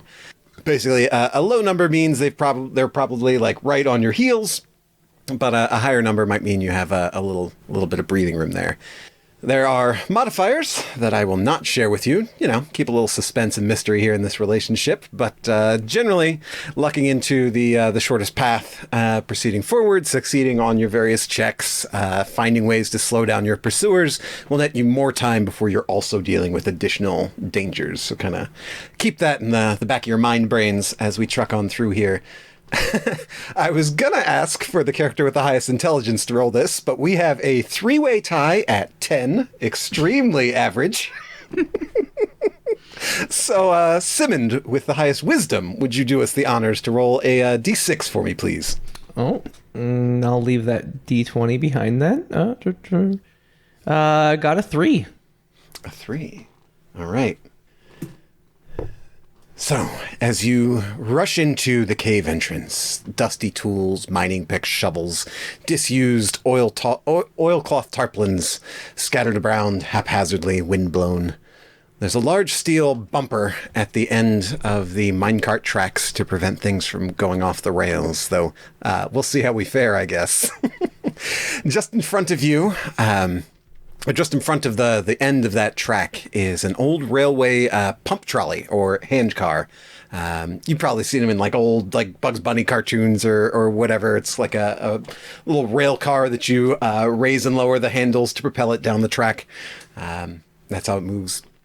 The large prototype machine sits in a kind of tag-along flat trailer that's hitched to the back of this hand cart. Though it looks like it could also be attached to the front if you'd prefer. Also, at the front is a place for lanterns to be affixed if you've got them. I have dark vision. Everybody else? As a spider, I certainly do. Oh, Okay. yeah. But I'm also just along for the ride. I'm just hiding under your collar. Okay. I do not have dark vision. So general positions for the cart. The front, you can sort of see ahead, but there's not too much room to move because you got to lean forward to keep from getting hit by the hand pump. There's the front hand pump, which faces backward if you're standing there, which you can help move, but obviously you're facing the rear. There's the rear hand pump that faces forward. But and this place also has a space for a handbrake that you can operate there to slow things down. And then there's rear facing, where you face backward, and you have a little bit of room to maneuver there. But again, you have to kind of lean forward to stay both out of the person's way who is operating the hand pump and out of the way of the hand pump itself. It's got these big kind of iron or steel bars that would extend most of a good chunk of the width of this cart. So there's not a whole lot of room to move around on this thing. You can hear the clamoring over the house. You can see that there are buildings being burned and searched as they look for you. It seems you're not in the smoke, and they are probably going to make their way this way shortly. Wing, would you like to borrow this? I shall up a steer. We will be less observable if we do not have a light. What do you want me to borrow? Stand here and push us up and down. Oh, no, I have a different plan. Oh, yes? but I would require some light. So, Miss Jade, do you have a spare torch for me or something? I do. I carry a torch from my lesser-sighted companions. I don't, apparently, even though I always need the torch. I should get some torches, maybe. I light it. I light the torch. Cool. Okay, you can just put it in Nugget's mouth. He'll hold it. He's fine. I do. The Konaki here. Really now? Okay, because I have a plan, but I gotta be on Nugget and keep my hands free for that. So maybe you can do the pushing the thing. Yeah, where are you guys mounting up? I know Simmond is riding on Jade's shoulder. I'm pretty sure me and Nugget would be equally as fast, or probably faster than the thing. So we're just riding. We will be running alongside the cart. Sure. DM, with a movement speed of 30, which is just pretty normal, is a one-person powered hand cart going to be faster or slower than 30? Because apparently my friends are a spider and a dragon rider. How much experience does Jade have with minecarts? 0. Yeah, that would be real tough to say. It's anybody's guess. Would you like me to help with that, Jade?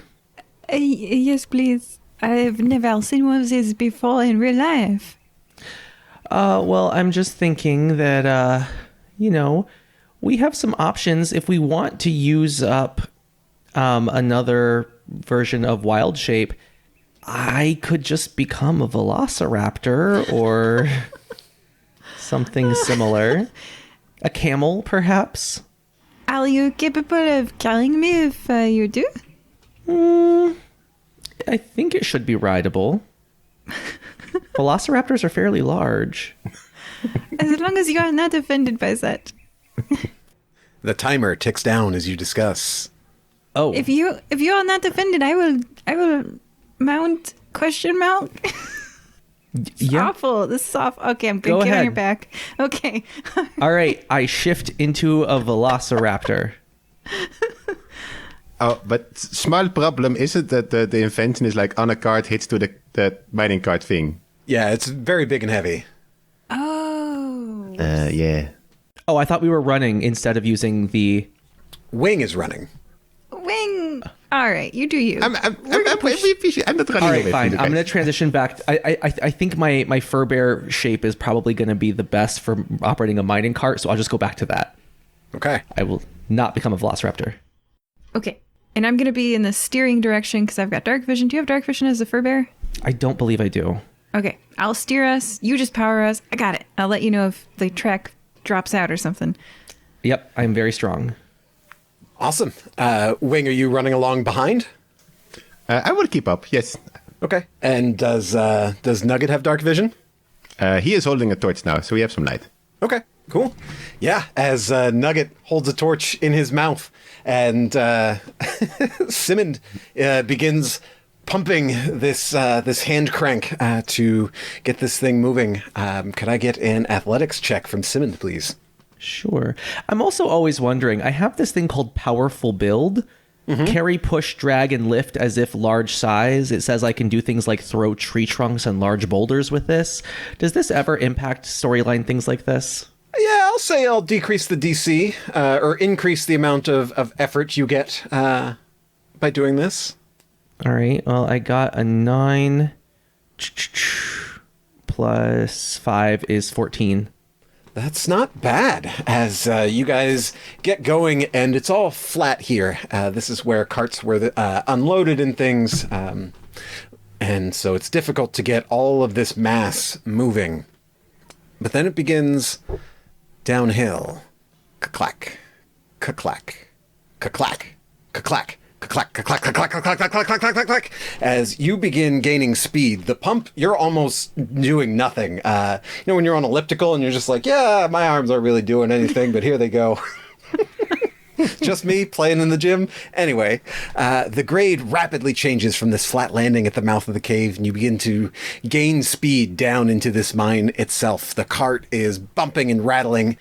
A ride like this is probably never advisable, and it seems like it could have used a couple days' work to overhaul this thing before attempting even a more leisurely attempt at this run. As you guys are, just trucking. So can I do okay. Yeah, you're okay following behind at this point, Wing, on Nugget, but if they keep accelerating, they're likely to lose you. I can keep a constant pace of 80 feet per turn on Nugget. Okay. So I'll keep you posted. At this pace, you can probably keep up, or at least pretty close. And we might rubber band a bit. Yeah. Oh, you're an expert tracker, though. So even if we lose you, you'll be able to follow us with your... Yeah. And we're on rails. I mean, how far can we go? Wait, We'll see. You are neither a human, a dwarf, or a beast, but we will find out. That's my specialty. We could become a beast if it helps you track. Yeah, that would help. That would help me actually.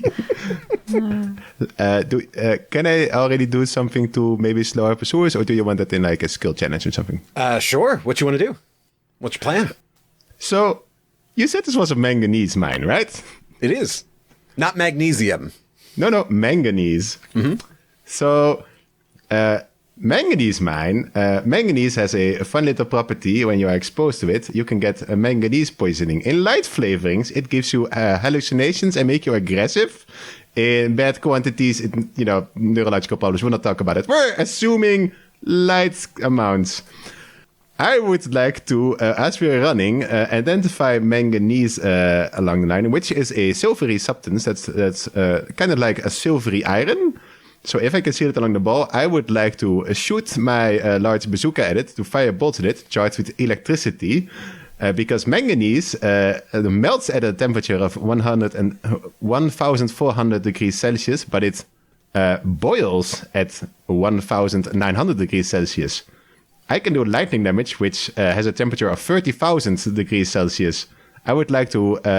my attempt would be hitting manganese deposits along the way and instantly evaporating them to create a kind of a cloud explosion that fills the mine behind us with manganese dust to hopefully give them a light amount of manganese poisoning. This was rad. Thank you for the metallurgy lesson. This mine is abandoned because the veins ran dry, presumably. And in any case, there's not much up at the mouth. You may find some further in, though. Who knows? But I will let you know if you run past a pretty juicy-looking vein there. I'll keep you posted. I love this idea. That's rad. I know, right? I'm so excited. So, as you clack, clack, clack, clack, clack, clack, clack, clack, the cart is starting to rattle and shake. Simmond, you're almost doing nothing on the pumps at this point. In front of you, Jade, you can see there's a switch. It's kind of a rotational switch with an arrow that points to the direction that the cart will go up ahead.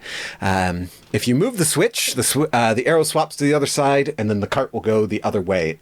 Moves the track from one to the other. The arrow in front of you is currently pointing to the right. You're really gaining speed now. The steel wheels are screeching along this track. You've got maybe a moment to make a decision. Do you want to try and throw the switch somehow, or continue on the course to the right? Is it possible? I'm going to try to throw the switch after we've passed it. You could try and hit the switch as you run past. Yeah, I'm going to javelin it. Javelin. After we've passed it, I'm going to javelin the switch to throw it in the direction we didn't go. Oh. The switch wouldn't work that way. You did push it in the way that it rotates. I can get it. Wing! Yeah, Wing, you could do it, for sure. Throw the switch in the other direction after we pass. Yeah, teamwork. I would try to do that. Yeah. So, as you guys thunder past, you will go to the right wing as you approach the switch. You could try and hit it on the run. How do you want to? You could stop and shift it. How do you want to do it? Ooh, well, I'm not very strong myself. Oh dear, how are we gonna do this? As we're running, I would like to reach down, take the torch out of Nugget's mouth, to free up his mouth, and I would like him to bite onto it and yank it the other way, because he's much stronger than me. All right, give me an attack roll for Nugget. Oh, an attack roll. Oh, all right, that's fine. A 19 total. Yeah, Nugget jumps and clamps onto this sign and kind of swings around in like a flat spin as you ride him around and gain and lose a little of your momentum and have to try and catch back up to the cart that's now careening downward through the path to the right as the switch goes the other way. I will try one other thing to make it harder for them to, because they could see scratches on the steel where we're riding to see where we actually went. I will throw up a new fog cloud, so the old one will disappear, right on where the two split way is. Sweet, yeah. Now the switch is completely obscured. Nobody coming down this, especially at speed, is going to know which direction you went, and you've got pretty high perception. You can hear other minecarts beginning to thunder down this track behind you somewhere, and the sounds and echoes are all sharp and distorted. It's a lot of noise moving down this strong rock corridor. So you went to the right. As the rocky walls of this tunnel whiz dangerously by, you find yourselves shuddering to think what hitting or even kind of touching, if you were to reach out and touch the walls, might do to you. You round a bend that curves to the left as sparks from the wheels throw little lights underneath your cart. At this pace, even that curve was kind of scary. It was pretty gentle. Anything sharper, and you're going to have to help this cart along, or something along those sorts, as you're liable to flip right off the tracks at momentums like these. Up ahead, you see another track switch. It's currently pointing to the left into a tunnel not much wider than your cart. You do have dark vision. To the right, you can see that there indeed seems to be a sharp bend, much tighter than the one you just came through. So the track's currently pointing to the left? To the left. Which is safer. Okay. I guess I'll, open the bag a little bit and ask a question in. So you're thundering along, rattling around. You open the bag of holding. The bag of holding's currently, Simmond's got it. So you want to try and crawl under the hand pump or skirt around the sides? How do you get to the bag? Maybe I'll just say to Simmond, hey, can we talk to the valuable person? Right now? I don't know. I'm not All right. I'll open up the bag and be like, yo, Mr. F, you still in there? He calls out in some distress. I am here. What is happening? What is this place?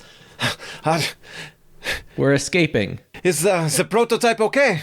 We're on our way. Do you know the way through this place? I have not scouted it, but I have provided a ride. And you whiz by this turn. You are going to the left through the narrow pass. I have provided a ride. There is an underground river, and I have paid an underboatman. I hope that he is true to his word, and he will pick us up.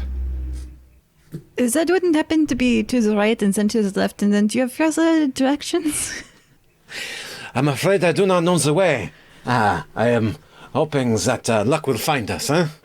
Well, water flows down, we flow down, it's all good. That's a good point. Let's just try to keep going whatever direction seems to point down. Yeah, I mean, thus far, all of them have. It's a win-win. So, another question before I keep pumping, I want to maintain speed. Where do the little moles live? you said they were all endangered. There's not very many of them. Yes, I had fostered some in the hills just outside our compound. Thank you.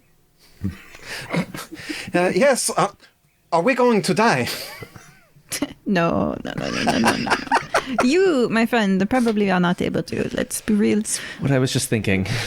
The walls close in tight quarters as you're talking into the mouth of this bag as this cart is rattling around, jostling all of you. The Simmond sound ducks. of this cart as it screams through this rough-hewn rock. The walls are now within like inches of you. You're like cautious of your elbows, Simmond, as you pull this hand pump up, and you are flying through this space. Wing, it is very tough to keep up at this point. It looks like they're losing you a bit. Oh no. Let's see. No, I don't have it. Well, I cannot really do anything about that. Is there space to pull him onto the cart? He could jump onto the cargo area at the back. Sure. What could go wrong? Okay. I will try. Nugget, let's get onto the cargo. You could do acrobatics or athletics here. And I think this would be a check for Nugget. Oh, yes, 100%. Yes, I am very good at acrobatics, but Nugget is he's the face, I'm the flexibility, you know? I love it. Okay. All right. That's okay. We got this. Let's go. Let's say 15? Yeah, he is able to scrabble up on the oilcloth tarp. Kind of comes off part of the invention. You can see it's got these like very steampunk looking copper piping and tubes and things that are coming off it all over the place. But it seems mostly solid enough. It seems he's kind of bent a couple things as your combined weights as he's climbing over this thing that's... I mean, it ain't the play park at the, the local burger joint. It's not exactly meant to be climbed on, but it is made out of metal, so it seems to be faring okay. Some minor repairs, you'll probably be all right. As, he does clamber onto the back and is holding on for the both of you. The tunnel up ahead looks like it's opening up a bit. There's another switch fast approaching. Currently set pointing straight ahead, but you could try and switch it to the track to the left. So there's one track going straight and one track going to the left, or is it Correct. stuck in the middle position? Oh, okay. No, okay. Which one looks like it's downhill? Because that's what we're going on. Both. There. Meh. Dark vision tell me anything? Dark vision, take the wheel. Straight ahead looks steeper. In fact, it looks like it gets very steep further up ahead. I do not have Featherfall. Like, it's kind of funny. I've played a lot of classes. Wizard. Monk. That were immune to falling damage. This ain't one of them. So I'd like us to go left. I shout out, left! Can I try Any to shoot the disagreement? thing? Or what action are you taking to go left? Oh, I mean, I'm powering this thing, so I shout it. My friends are better able to change it than I am. All right, who's doing something to go left if you want to do that? Well, when you have a bazooka, everything looks like a target. Love it. So I would like to try to shoot it, see if that works. Let's give me an attack roll. All right, let's go. Come on, dice. Let's say 21. Sure. What are you shooting exactly? What's your projectile look like? It is a bolt filled with electric energy. Yeah, it slams into this thing and goes careening off the barrel as the sparks light up further ahead. And it does indeed switch left. As your merry band jostles along, you careen past this steep drop to your right. And instead, lost my space. Oh no. Cool. And you avoid the steep drop to the right, and instead your merry band jostles along the path ever downward. You're now circling along what seems to be a garbage pit full of broken tools, pieces of steel cable, disused cart, bent, twisted pieces of track. Any of you stalwart adventurers know that anytime you have a collection of metal left forgotten underground, it's likely to draw rust monsters that consume metal. And that definitely seems to be the case here. There don't appear to be any of them directly in your path, but perhaps more worryingly, one has had a snack of a piece of the left rail ahead, leaving kind of a soccer ball-sized gouge from the iron beam. What would you like to do about that? We could really use some wizard or artificers right now for this, I think. Yep. Levitate would be great right now. I got good berries. Wing has a snack as he's just like, well, what's going to happen? Oh, I know. Yeah. You ever seen a gondola? Yes. Okay, I got a javelin. Yeah, you're going to try and put it down to try and take the weight of the cart for that moment. For one moment.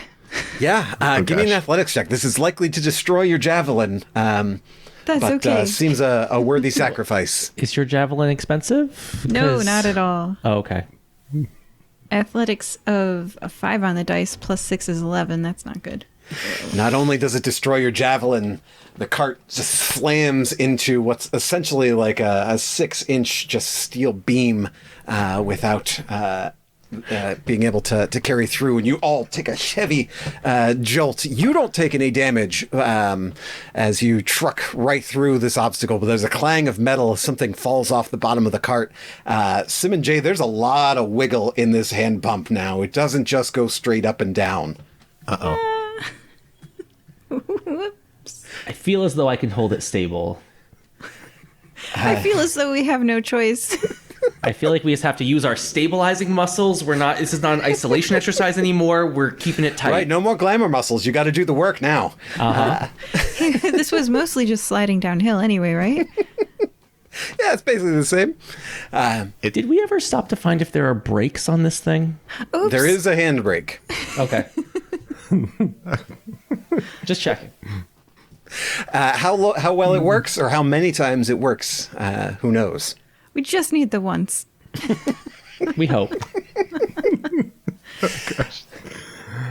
Yeah, you fly past the area with all the garbage, and now you spot crystalline growths kind of glittering on the walls, parts of the cavern floor and walls, even the ceilings up ahead. They're small at first, and your torchlight kind of glitters off them. It's beautiful. But they quickly become huge, jagged structures. It looks like previous ones had been destroyed. Likely miners had come through and cleared the path so that they could keep moving through. But with nobody destroying them anymore, they're really encroaching on the path and offering to remove any offending limbs which might stray too far from your rickety minecart. Probably fine for the two of you on the cart, but Wing and Nugget hanging on to the cargo bed, this is a concern, probably. Oh, no. You got a second here. What do you want to do? Let's see if I can... I will, at the very least, I will get off Nugget and hold on for myself onto the thing, so we are a little smaller target. Yeah. Give me an athletics check for Wing there, or acrobatics if you prefer. As you swing yes, around I to the other prefer. side and try and think thin. I prefer. That would take me from a -1 on the roll to a +10, so that's a pretty... Yeah, big difference. Let's go. at 28. Woo! Yeah, with a little flair and flourish, Wing easily dismounts and moves to the other side. I imagine him kind of timing it just up and over crystals like he's dodging lasers in a heist movie. No need to be that flourishy, but it's gorgeous as you easily dodge out of the way and all thunder through here unscathed.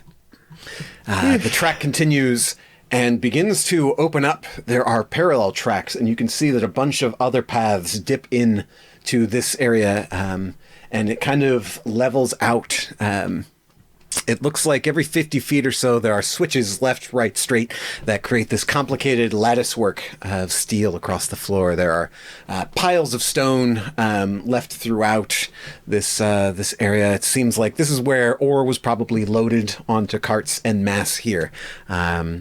The ceiling is kind of flat and braced in regular intervals by wooden vertical support beams. And you can hear now other carts are encroaching this area. You have a moment. Wing, you had asked, there are piles of ore that had been awaiting loading onto carts here in this area. If there's anything you want to do about that. Check.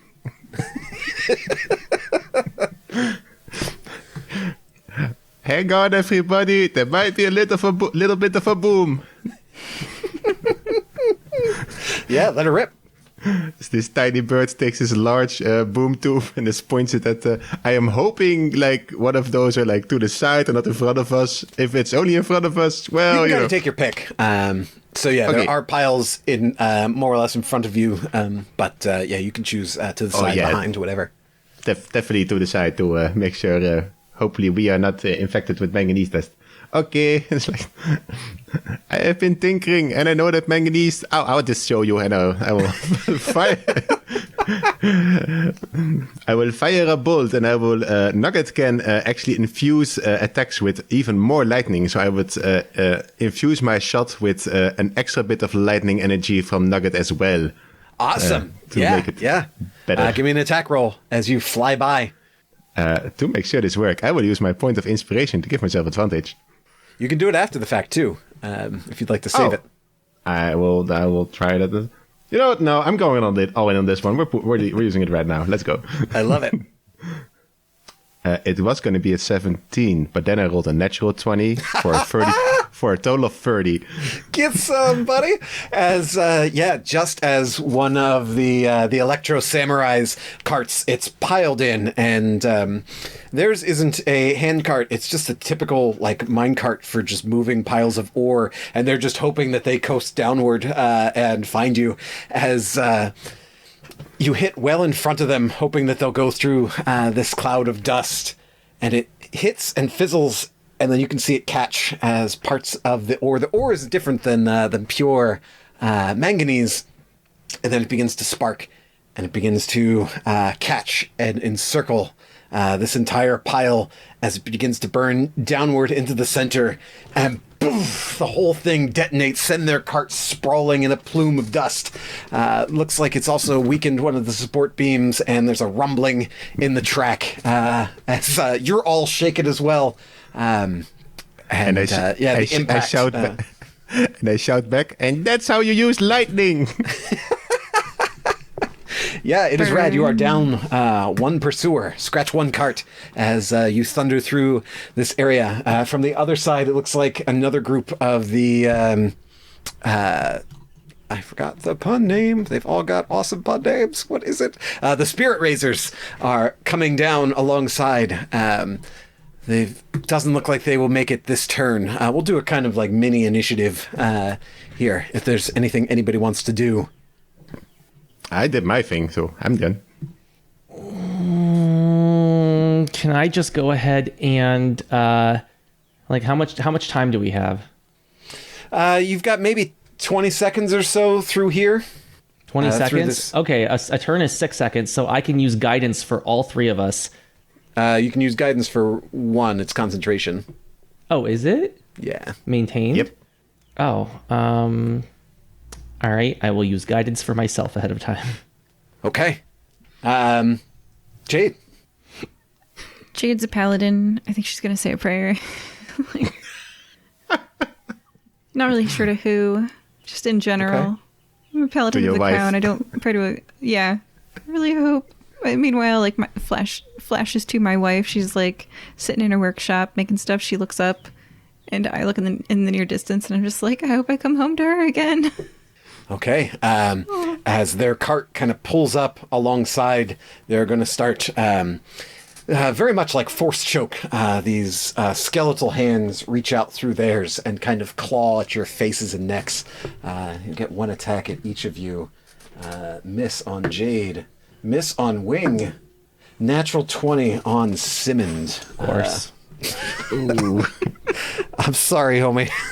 you got this. What do I take? 6 points of necrotic damage, and you cannot regain hit points for this turn. All right. We'll go top of the round, Wing. If there's anything you want to do as you guys kind of crisscross these tracks where everything was loaded up previously. Well, these people are definitely entertainers, and I'm as well, so I don't really want to outright kill them. But I know a bit of tinkering. I would like to try and shoot out one of the wheels of their cart if I can. Sure. It'll be difficult, but not impossible. Okay. Dice don't fail me. This is just an attack roll with my... Yeah. All right, let's go. Come on. All right, so you're not going to believe this, but this is another natural 20 on my attack. We'll double check that dice roller afterward, but yeah, let's go. D&D Beyond, we're on to you. You want to make good content. Yeah. You let fly. Is this another electric bolt? Yeah, it's always electric. Yeah. It hits, and the arrow itself doesn't do much, but the electricity is enough to heat up the center axle where you've struck, and just enough to weaken it as it gets grocery cart syndrome, as it's now no longer perfectly round, and their cart just starts bouncing along. They're threatened to be thrown out of it completely as they cross through. You've slowed them down considerably, and it looks like they might flip. Simmond. So is this cart out of commission at this point? Or is it still keeping up with us? It looks like for another round or so, they're probably within range. Okay, so I'm going to make another attack at another one of their wheels that's within 5 feet of me, correct? Sure, yeah. So I reach over and swat it? I am going to use Primal Savagery. Yes! Which deals acid damage. Uh-huh. Seems like it should be effective in this situation against one of their other wheels. And that is... give me that attack roll. Okay. So I rolled a 17, and I used my spell save, or my spell attack for this, right? So plus 7? It'll tell you it's either a melee spell attack or a melee weapon attack. Melee spell. So that's cool. Yeah. The same as if I was doing like a fireball. Yeah, that hits. Talk damage words at me. All right. So I need a 2d10s. 4 points of damage. All right. Yeah, it looks like this wheel is threatening to come off between the two attacks, but that's just not enough acid damage to eat through the sturdy metal. These are disused, but at one point they were well made. It is shaking along, and one of them, nearly thrown off, just kind of holds onto the back and manages to pull themselves back on as they're furiously pumping this thing. The loss of expediency, they are losing speed. Jade. I probably miss with 2 12s, but I throw javelins. Yeah, you hit the track, you hit the front of the car, but nothing seems to jam into the gears, like I assume you were hoping there, and they keep trucking along. They are not gaining on you, they're losing speed, but they do have ranged attacks.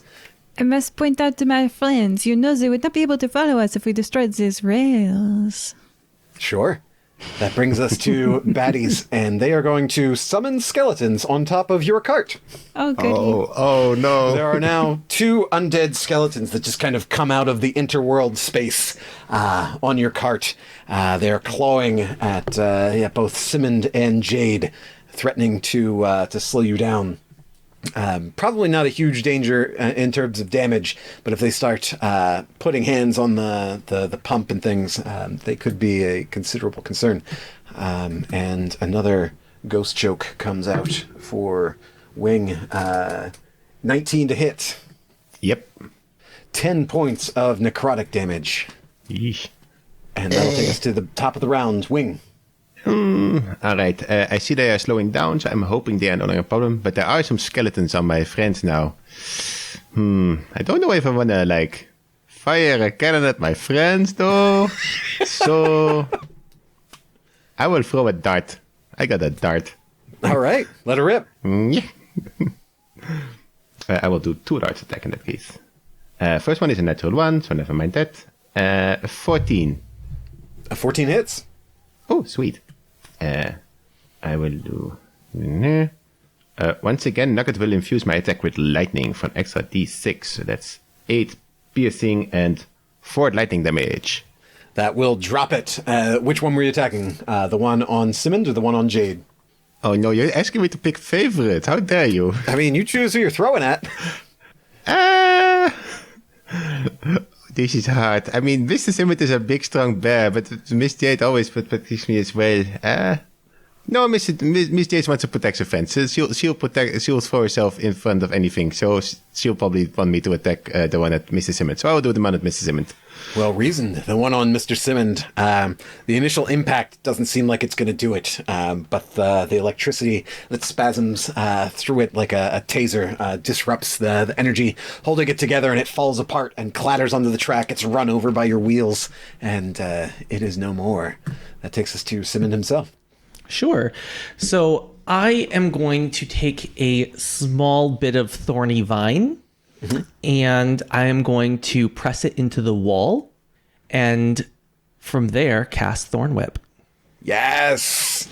So it's going to deal some damage, but the damage isn't what's important. It is also going to pull this skeleton back towards the origin of the spell, correct? Mm-hmm. Yeah, exactly. Okay. And I rolled a 19 to hit. Absolutely. It is yanked bodily off of the cart away from Jade. And damage doesn't matter. It's completely useless now. Somewhere well back behind you as you are speeding through this place, very pod racer style. All right, Jade. You are no longer harried by a skeleton summoned onto the cart. Are there 0 skeletons on the cart? There are 0 skeletons on the cart. Are we within 60 feet? Minus the ones inside you, I guess. Are we within 60 feet of the pursuers, I guess? Totally. People behind us? Yeah. Okay. All right. How many pursuers are on that cart? There's 4. How many are powering the hand pump? 1. Okay. I look at that one. Mm-hmm. Jump. Please make a wisdom saving throw. Yes. That's a 9. You jump. You ask how high.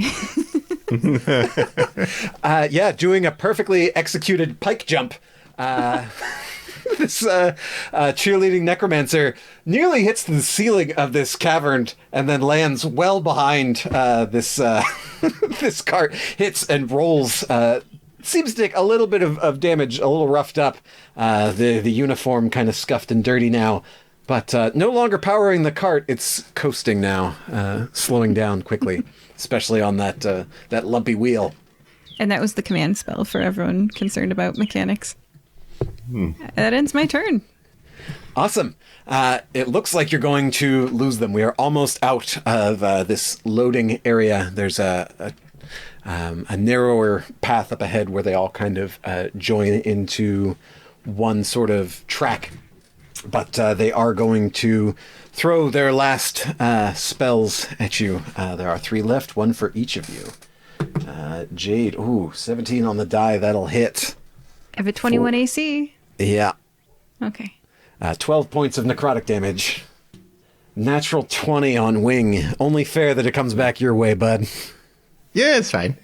18 points of necrotic damage, and neither of you can heal hit points for the next turn. And Simmond, another 18. These dice are lit up. 18 necrotic for Simmond as well.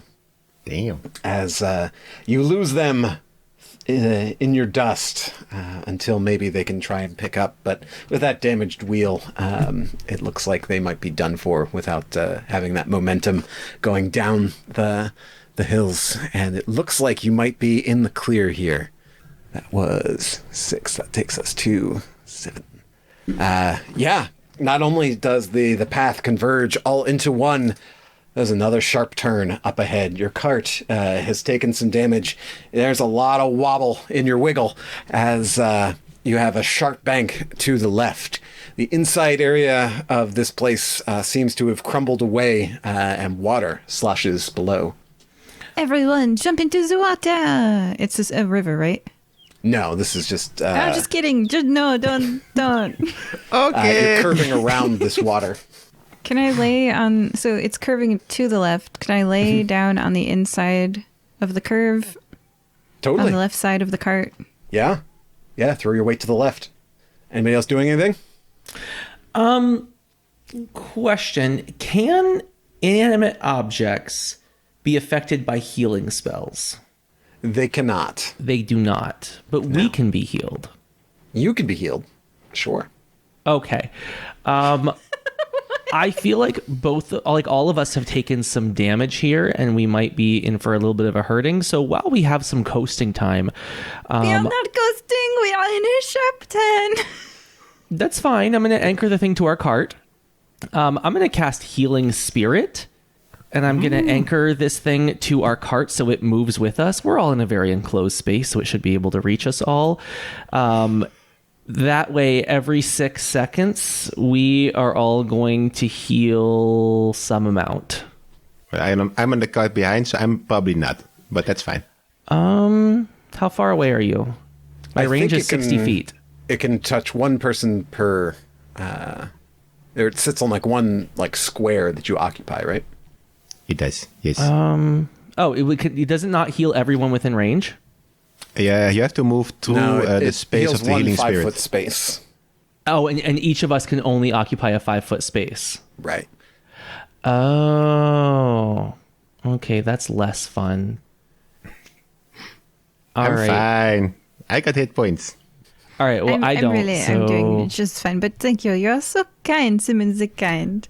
Well, then I'll take the healing for it this time. I'm gonna get 1d6 healing every 6 seconds. So you just let me know how many seconds it passes until something changes. Right on. Wing and Nugget, you doing anything about this turn? I see some healing going on, and it's actually a pretty smart idea. So this gives me a chance to use one of my things that I haven't used before. I have a very nice drinking horn slung around my neck that has some dragon scales on it. It is my dragon vessel, and I will take it and use a bonus action to fill it up with a liquid. In this case, a potion of healing. And I will chug it. I can make 1 potion of healing a day with this, which is pretty cool. Awesome. So that I understand the picture, as Jade hits the deck and prepares for this sharp turn, you guys take your hands partially off the wheels to cast spells to heal yourselves, yes? And Do I have to take my hands off? The exact image you were looking for is me sitting on top of the experiment thing, one hand holding a drinking horn, the other hand holding my sombrero in a yeehaw motion. Mine is VS. I can still hold on. Okay. As you guys kind of Dr. Strangelove it, ride the bomb. I'll call this we'll call it a percentage check for what happens. The cart leans on 2 wheels as it goes around, but with Jade throwing her armored self the other way, you don't fly off immediately, but I'm going to need athletics checks from the both of you. Oh dear. Who are not holding on with both hands. I believe I am still holding on with both hands. S is somatic. It means you gotta move. Yeah, there's somatic components. You got to have a free hand. Oh, was that? I thought that meant thinking and speaking. No, I wish. Verbal and somatic. Okay. Verbal is speaking, somatic is the hand gestures from Doctor Strange Marvel movie. Gotcha. Okay. I was thinking that too. That's such a good... Yeah, I'm glad we have that reference material nowadays. All right. So, yeah, you need an athletics check. I do. If you please. All right. 13 plus 5 is 18. You are standing strong, summoning your spirit, pumping with one hand, just flexing the whole way. What you got, Wing? Yeehaw! I got a 5. I will give you a strength saving throw for Nugget to try and grab you by the seat of your pants before you go careening into this stone wall. No, walls are not compressible, so he would just bounce right back, right? There's a chance. So knowing Nugget and knowing where he is in the stage of his development, and he probably thinks like, "You're being a freaking idiot. This will teach you a good lesson." He's not gonna make a strength saving throw. He's gonna let me go. Yeah, Nugget chooses this moment as a training opportunity. Tough love, baby. You got to take your Tough bumps and love. bruises if if you're gonna make it. And Nugget, your trusted eggmate, leaves you to take this as you take. Whew, that is a lot of ones. That's only 13 bludgeoning damage as you are thrown into the side of this cave wall. I'm fine. Somehow, miraculously, that is a lot of ones. 4 of them, if you're keeping track at home. Oh, it could have been a lot more. So yeah, you hit and slam into the wall. There's a little bit of leeway between the track and the wall, but they are moving around this curve past you, away from you. That's another 6 seconds for your healing there, Simmond. Can I? I'll just wait down till the end. Because there was a river there. Can I roll into the river? It's not a river. A It's not a river, river. really. It's not a It's, river. Sorry. it Oh, is just a little water. bit of water. Oh, Whoops. okay. Yeah, Okay. no. Yep. Well, Maybe a clue that you're getting close, but you ain't there yet. I will scrabble up and start running. At least I'm pretty fast. Yeah, as you bank around this sharp left turn, they do lose quite a bit of speed, and you can kind of cut straighter across. Give me an athletics check to try and jump on. Oh, we'll do acrobatics for you. You're a nimble sort of fella. It's what I do. All right. And maybe this time Nugget maybe reached out his mouth to actually help. It's only a 13. A 13, you can kind of get a hand on, and if Nugget is willing to help this time, he can kind of help pull you up onto the track as your feet sort of drag back behind you. Yeah, he'll probably give like a face, like, Yeah, if Nugget leaves you dragging, you are then dragging from the cargo trailer behind this minecart. This is fine. Everything's fine. You got this. And with that, you curve around to the left, and then another curve to the right. There is water here. It doesn't look like it's flowing. It looks more like it's just kind of come in here, and it's sort of hanging out. It looks like these rocks have been wet for a while. Jade, you have dark vision. You can see this. But it looks like there might be things in it, and little eyes begin to poke up out of the water. And these jets of water that then freeze in midair as they head your way. Each of you take an attack. Man, I'm sorry. That's another natty 20 for Simmond. 9 on the die that'll miss for Jade. Whew. 20 points of cold damage on Simmond. It'll be at disadvantage for Wing because this is a ranged attack and you are prone. Wait, is Simmond within 5 feet of me? Or Sure. 10 feet of me? Okay. Yeah, he would be. That would go to you. So that would be a natty 20 on Jade. Well, okay, gotta read that shield, but I was gonna use interception. It's a ranged weapon attack, so it would work for that, but you can use your interception. I was counting it as ranged magical, if that matters.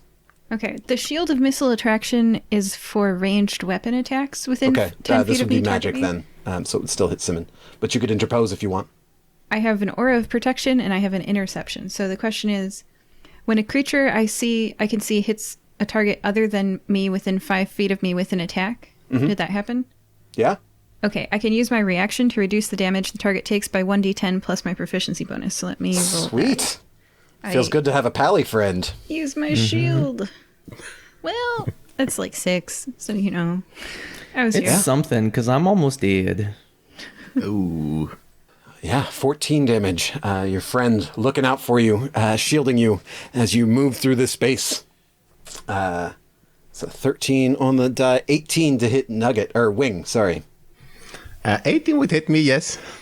14 points of cold damage. This is fine. How we doing, bud? If the value of life would be measured in a numerical value going up to 53, I'm at like a 7. So Wait, did I not take a lot of damage? I'm at 40. I've only been hit by that 12. Did I? The other two caught a couple crits here and there, and yeah. Man. Oh, hey, you guys, I'm going to turn the tide. As a bonus action, I can bolster injured creatures with my channel divinity, each creature of my choice that can hear me within 30 feet of me. So I'm like, you guys okay? Regains hit points equal to 1d6. Jade looks back from the driver's seat, just... Like, what happened to you guys? Plus my charisma modifier. So that is, wow, a d6. And then my charisma modifier is a +4. So you guys regain 10 hit points each. I can do that once per rest. Whew. That's a good friend right there. thank you, Miss Jade. And how many turns have accumulated since I cast the healing spirit? That would be 2 now. 2 now. All right, so that's I'm just do average. It's average of 3, so I'll just do 3 for each turn. Cool. 10 from me, 6 from your spirit buddy, and then I absorbed a few for you from the damage just now. So you're doing okay, right? Yeah, I'm at 30 now, about half health. Okay. As long as you got 1, you're golden. Yeah, I'm definitely going to lay on hands the next turn I get for my friends. And with that, you begin to see the water moving. It's flowing now. The grade eases up as the cavern widens out, and you can see that the underground river has cut through the railed path.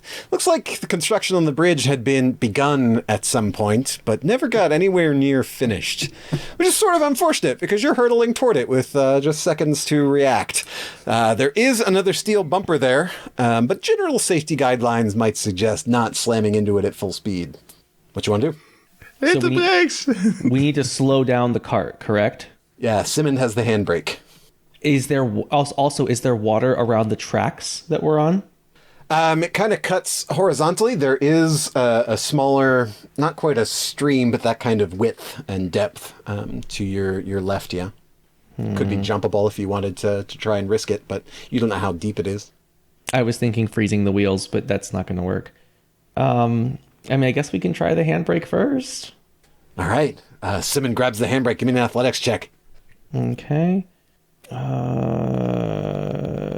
15. 15? Mm-hmm.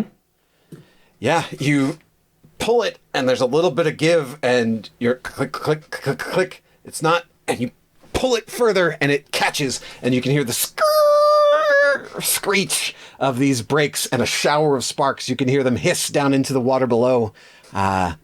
You are still going to hit, but much slower. Anybody else doing anything? Can I just jump and roll? Because I think that's probably better than taking a full impact. Sure. You can give me a dex save. Oh, I'm good at those. Hopefully. It's a 21.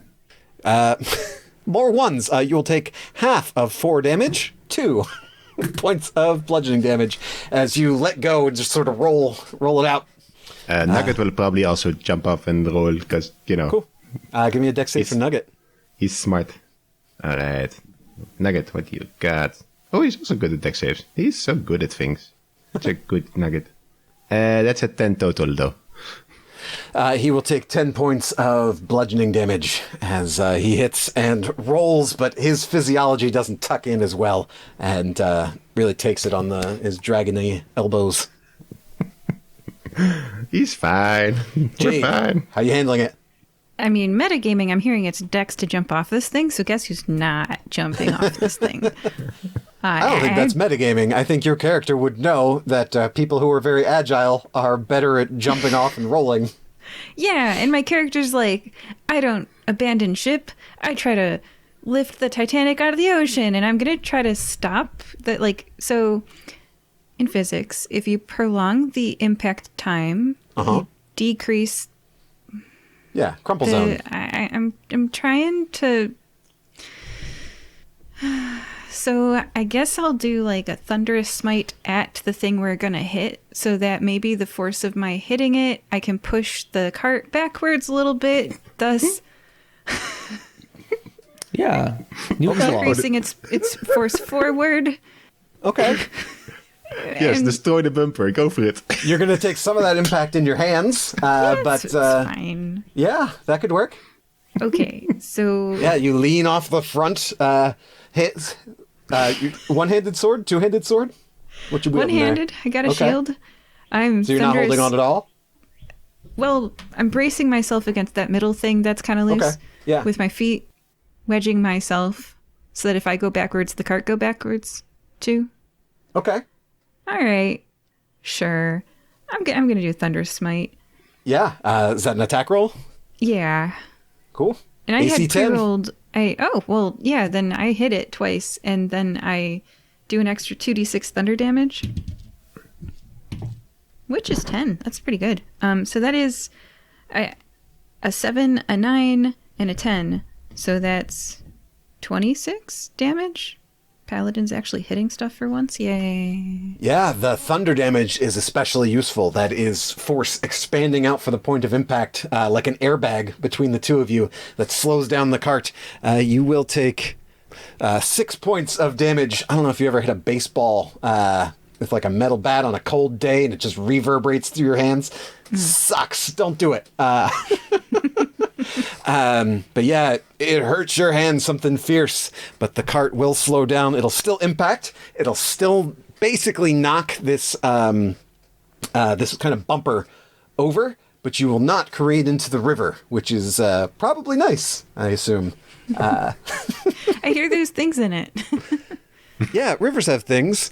But yeah, that is the worst of it. As you come to a stop further up, you can hear behind you the echoing chants and whoops of war parties riding minecarts through various trials and tribulations, as you've seen. And you left a couple surprises for them on your way, so they got their work cut out for them. You have a little bit of time as below you. You do see a boat that is had been tied off, and there's a deep dwarf man, perhaps 4.5 feet in height. Yeah, it seems like if he weren't like actively paying attention, he could easily tread on his beard and trip himself up and just like kind of snap his head down. And you gotta really focus if you're gonna maintain a beard that long. And it looks like he had been fishing, but heard the racket of your arrival well in advance and has been prepping his craft for a quick departure. And he looks up at you and at the size of this prototype and kind of rubs his beard. Seems hospitality isn't high on his list of things that he enjoys. What do you mean by the size of the prototype? So it's a big, heavy thing, and the cart stops about 8-ish feet above where the river is, this underground river. Okay. How big is the prototype? Maybe like 6 foot by 6 foot, maybe 6 foot tall. How heavy? Probably pushing 2,000 pounds. It doesn't matter how heavy it is, because we're going to leave it on the cart and push the cart across the ground. Sure. You gonna detach the trailer first, or the whole cart? That seems easier than lifting a 6 foot by 6 foot cube. So, I mean, he's strong. He's big. Yeah, the trailer with the prototype would fit, not the cart plus the trailer. yeah, so let's use the Yeah. cart to get the prototype to the boat. Okay. Will this thing fit on the boat? Because I always imagine like a canoe. Yeah, no. This is a fairly sizable skiff, maybe 8 or 10 feet wide, maybe 15 feet long. Okay. So I'll just pull the trailer right on there. Like, because I have powerful build, I can push and pull things as if I was large size. So I imagine I could pull it on wheels. Yeah, disconnect it, and yeah, you've got your big, strong fur bearer there to just handle this thing and get it in place. And the boatman points to a couple cleats that have ropes tied to it and says, get it tied down.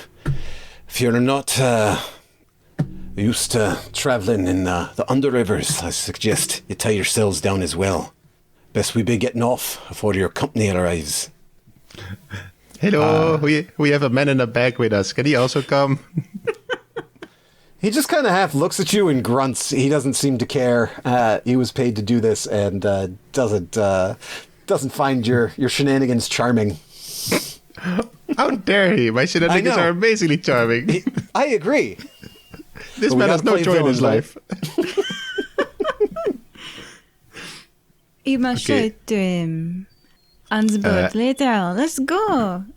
Yes, as we are moving towards the boat, there is one little thing that Wing wants to do, because you know what would really suck if you were approaching the end of a mine track with a bumper and a cart in front of it.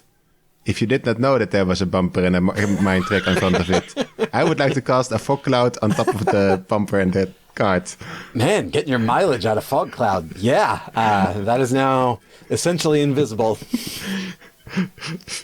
I kind of feel bad, but you know, they summon skeletons at us, so it's fair. There's water. They'll probably land in the water. It's soft. It's fine. Yeah, water under the bridge, right? Okay, I get on the boat. Look at this way. Yeah, and with that, the underboatman begins pulling to get you free and into the actual flow of this underground river. Before you're very far off, a ways behind you, you hear the clang and impacts. Various groups sailing through the darkness there behind you to meet whatever fate lands them. As you get going, the underboatman will ask that you douse that accursed light. I cannot steer blind. If you must have your nightlight, keep it well behind me. Okay, I will throw the torch in the water. Yeah, buy another one of those. I will give you sizzles as it goes out. I will give Jade 1 copper for a new torch. And almost what they cost. Thank you. With that, you guys move through this basically pitch black river rapids. Had you not just survived somehow that minecart ride, this boat ride would have been the most wild you'd ever been on. As you move through these underground white waters, unable to see with the exception of Jade. Oh no. You can hear the splashing on rocks. You can hear when the water's moving really fast. You can feel when it slows down. You can feel the spray as the boat rocks and the cold water clashes across your skin. Your heart flutters as the boat careens over drops and splashes down again. There's the screech occasionally of steel on stone as the boat impacts the high walls and the steel bumpers around the gunnels impact and throw sparks that hiss into the water. The boatman pilots you around all these dangerous curves. You can feel yourselves lurch. Jade, you can see that you're just narrowly missing these outcroppings that are along the edges or in the middle, or these stalactites that come down from the top. And the rest of you just kind of happily sitting there as they're whizzing by. And the boatman's skill is considerable as you make your way. We're lucky we had such a pleasant ride, didn't we, Mrs. Simmond? Well, I thought there would be rapids. Yeah, we are doing great. Yeah, Jade's up there just white knuckling. I don't swim. This is terrifying. Oh no. Mercifully, I assume for most of you, the water's pace begins to slow, and you find yourselves bobbing along at a much more comfortable pace. Up ahead, even those of you without dark vision, you can see the glimmer of daylight quickly approaching. The sounds of shorebirds can be heard above the rushing water and the crash on rocks. You can smell the salt in the air. As you exit the small cave and come out into the ocean, the underboatman sort of grumbles. He dons kind of a primitive sort of sunglasses that are made of whalebone that's been carved and has a narrow slit, so just a little bit of light comes in and blocks most of it. So that he can see in this bright light to navigate. And the underboatman brings you out. And at this point, since there was a little debate among the party, I'll ask which boat you want the underboatman to take you to. There's the susurration that Funkenstein wanted to take you to.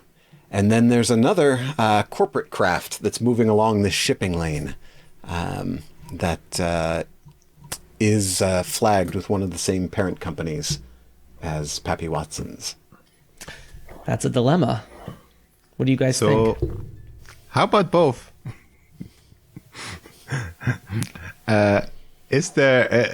Could we be able to just go ashore for a bit somewhere, find some materials, and I can maybe try and together with Mr. Funkenstein create a copy of the device so we can, get money and also get them away with it.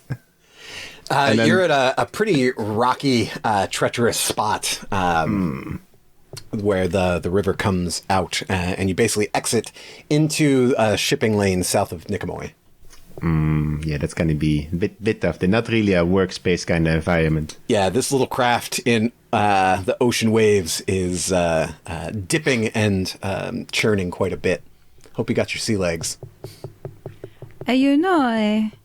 Pappy Watson and Sons do own this prototype.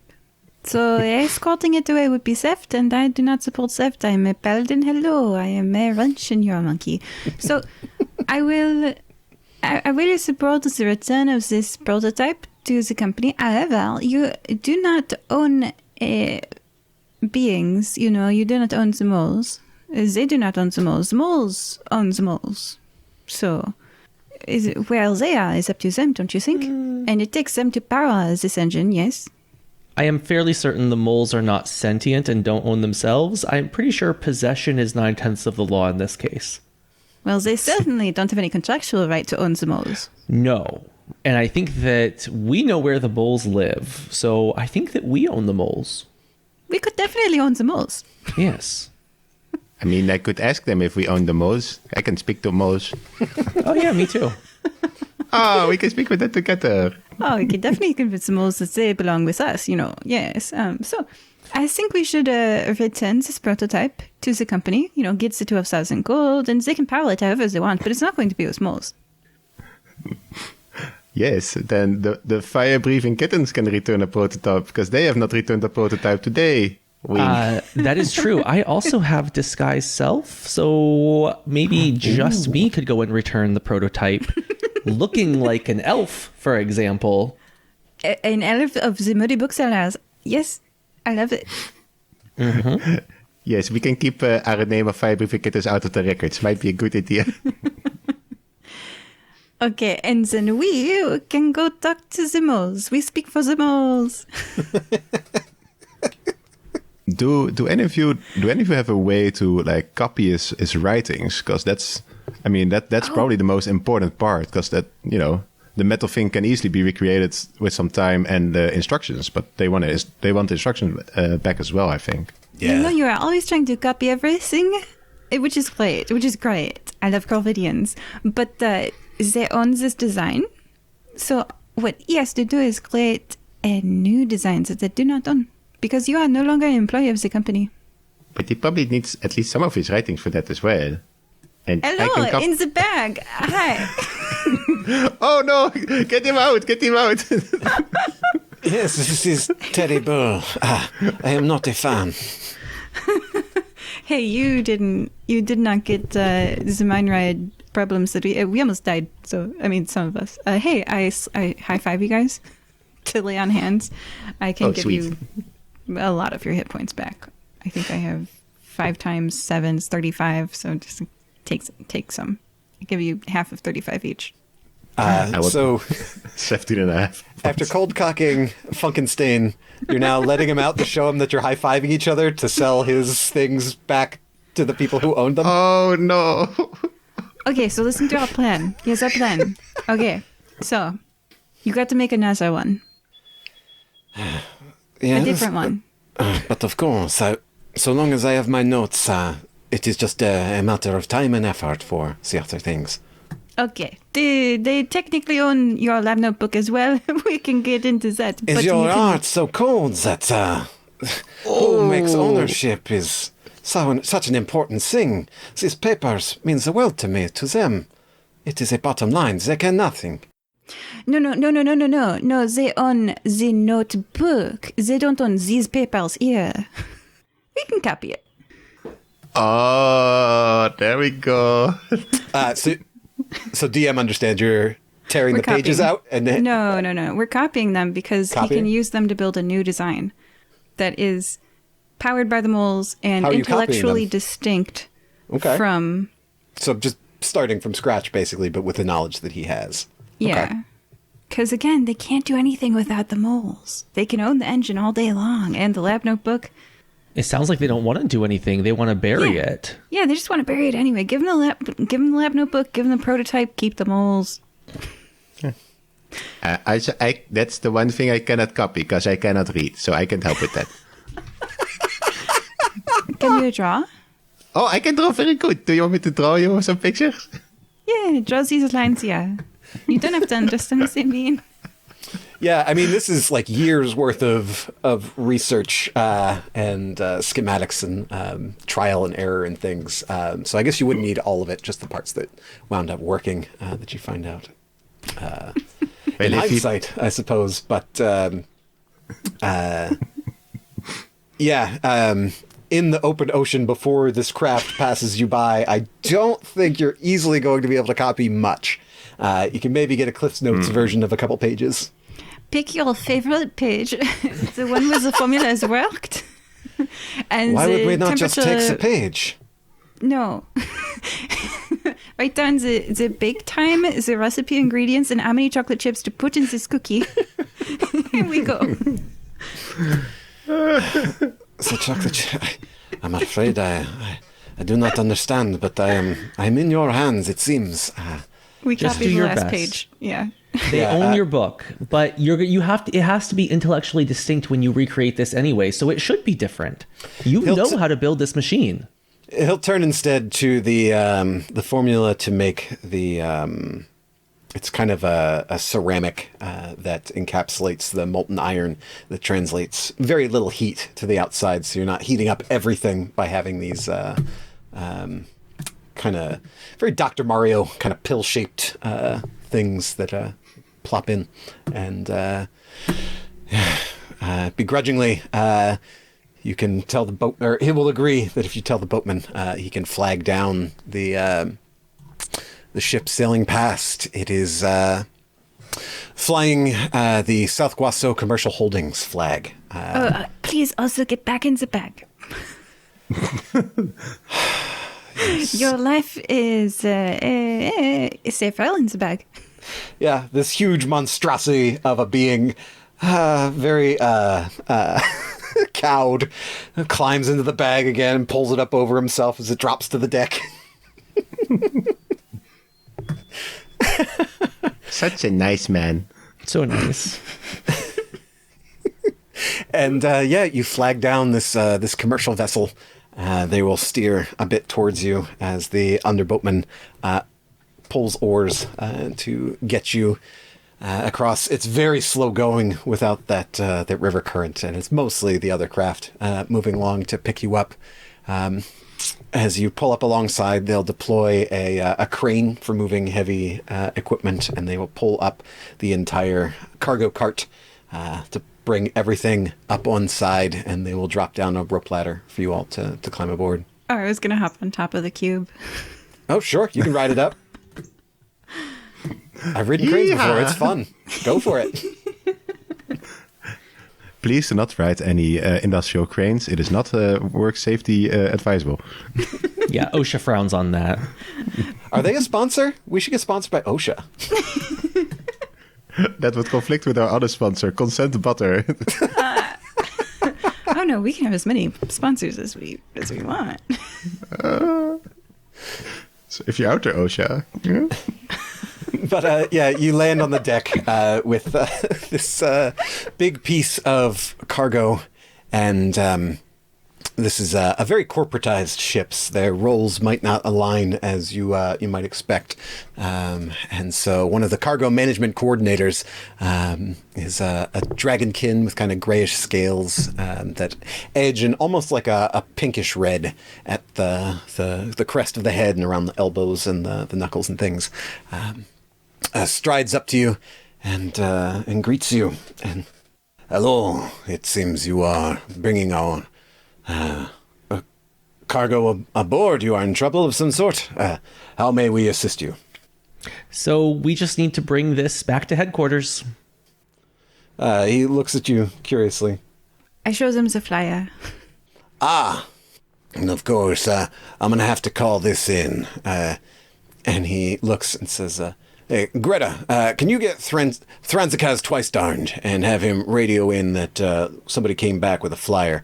And you see a human person run off, and up at the kind of forecastle of this ship, you can see a devilkin pick up some sort of magical device. It looks like it works sort of like a sending stone or whatever, and looks out at you, kind of peeks his head out the window, the porthole, checks you out.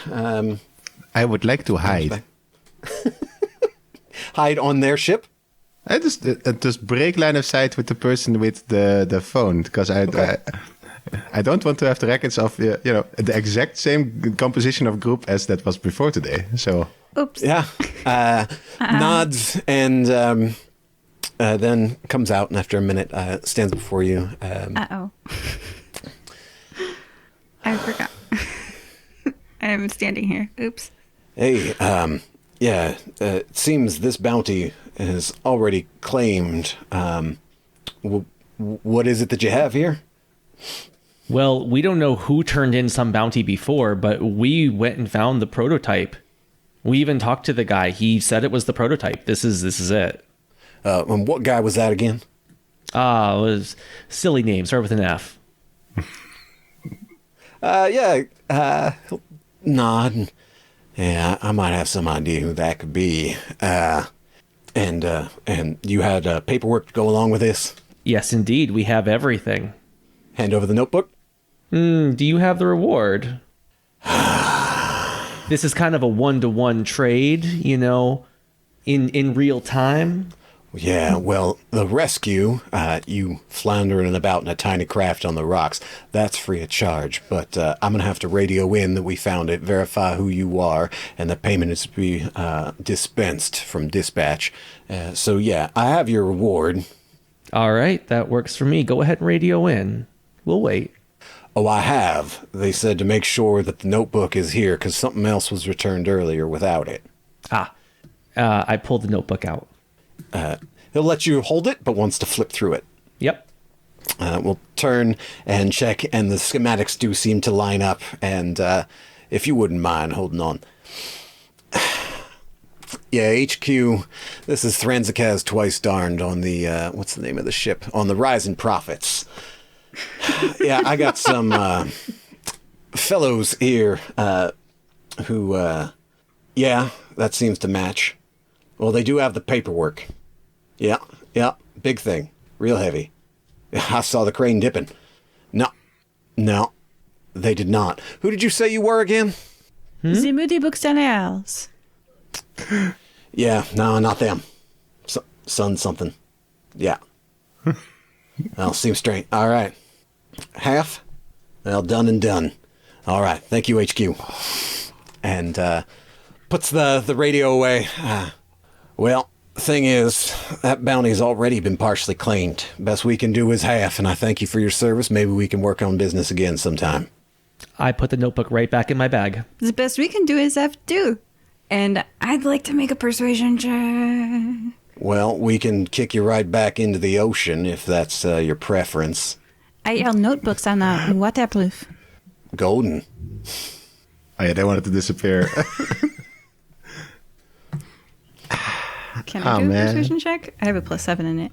I built this character around it.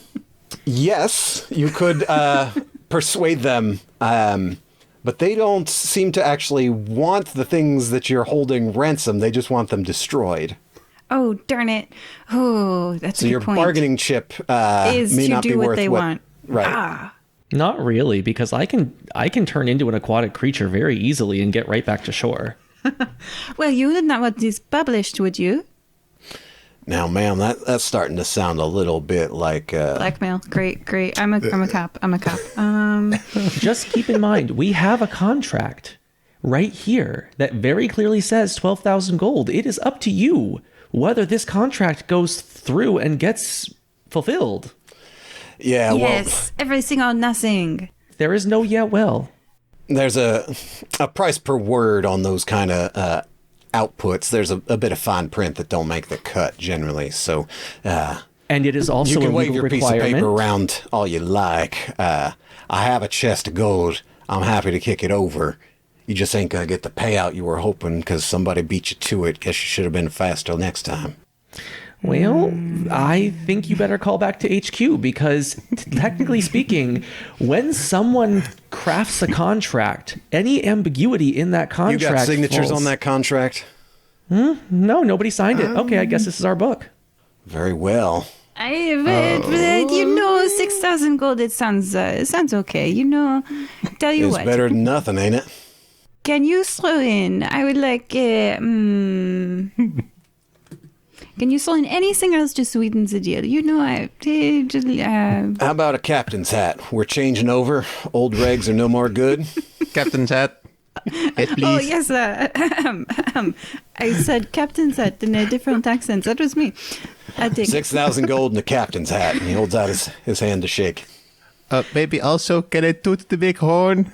No, sorry, I have a cold. It makes me speak sometimes. So, slide into the captain's hat into 6,000 gold. Simmond, you can have my shell. It's okay. I'm going to take these moles instead. And then we are good to go. All right. And yeah, you can toot the horn, little feller. I'll show you up after here. And he shakes your hand and shows Wing up to the engine room where you can pull on the steam whistle and do the trucker honk.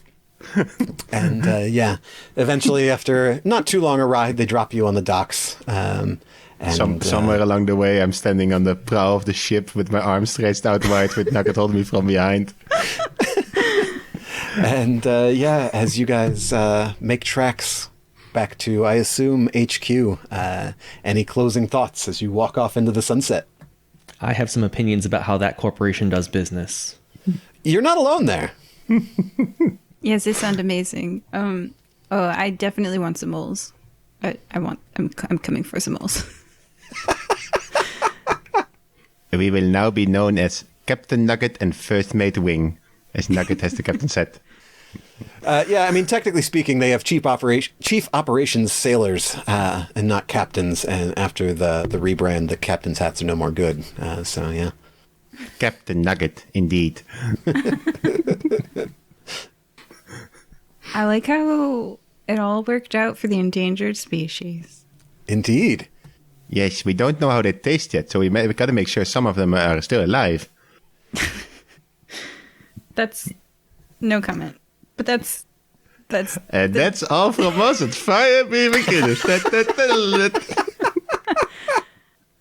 That is literally what drove the ship to the Galapagos the first time. Like that, it was to taste the tortoises. Yep.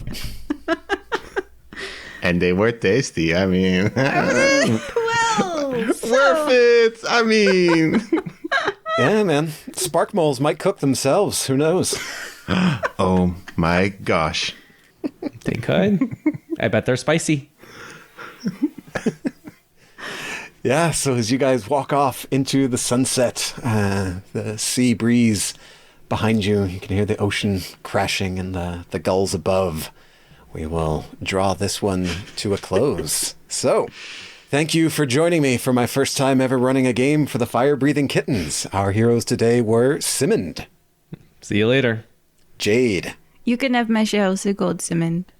and I want this Wing. mole. I don't need your gold. It's the principle. I also don't need the gold, but I would like some more. Wing. And Wing. I'll take some gold. Bye. Thanks, everybody. Bye. Bye.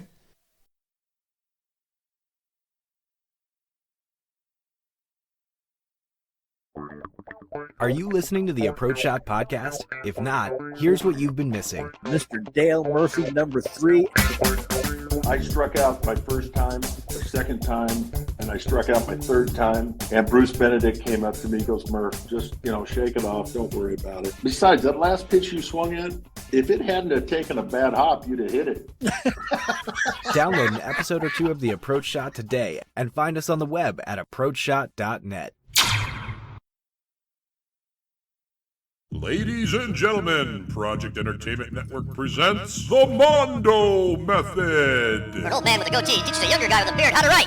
Introducing first, he's the mentor and the greatest manager of all time, Mondo Guerrero. And from parts unknown, up-and-coming superstar, the Great Buddha. Okay, so maybe their names are really just Armand Rosamelia and Chuck Buddha, and maybe you'll learn something while they're at it. Wednesdays exclusively on Project Entertainment Network.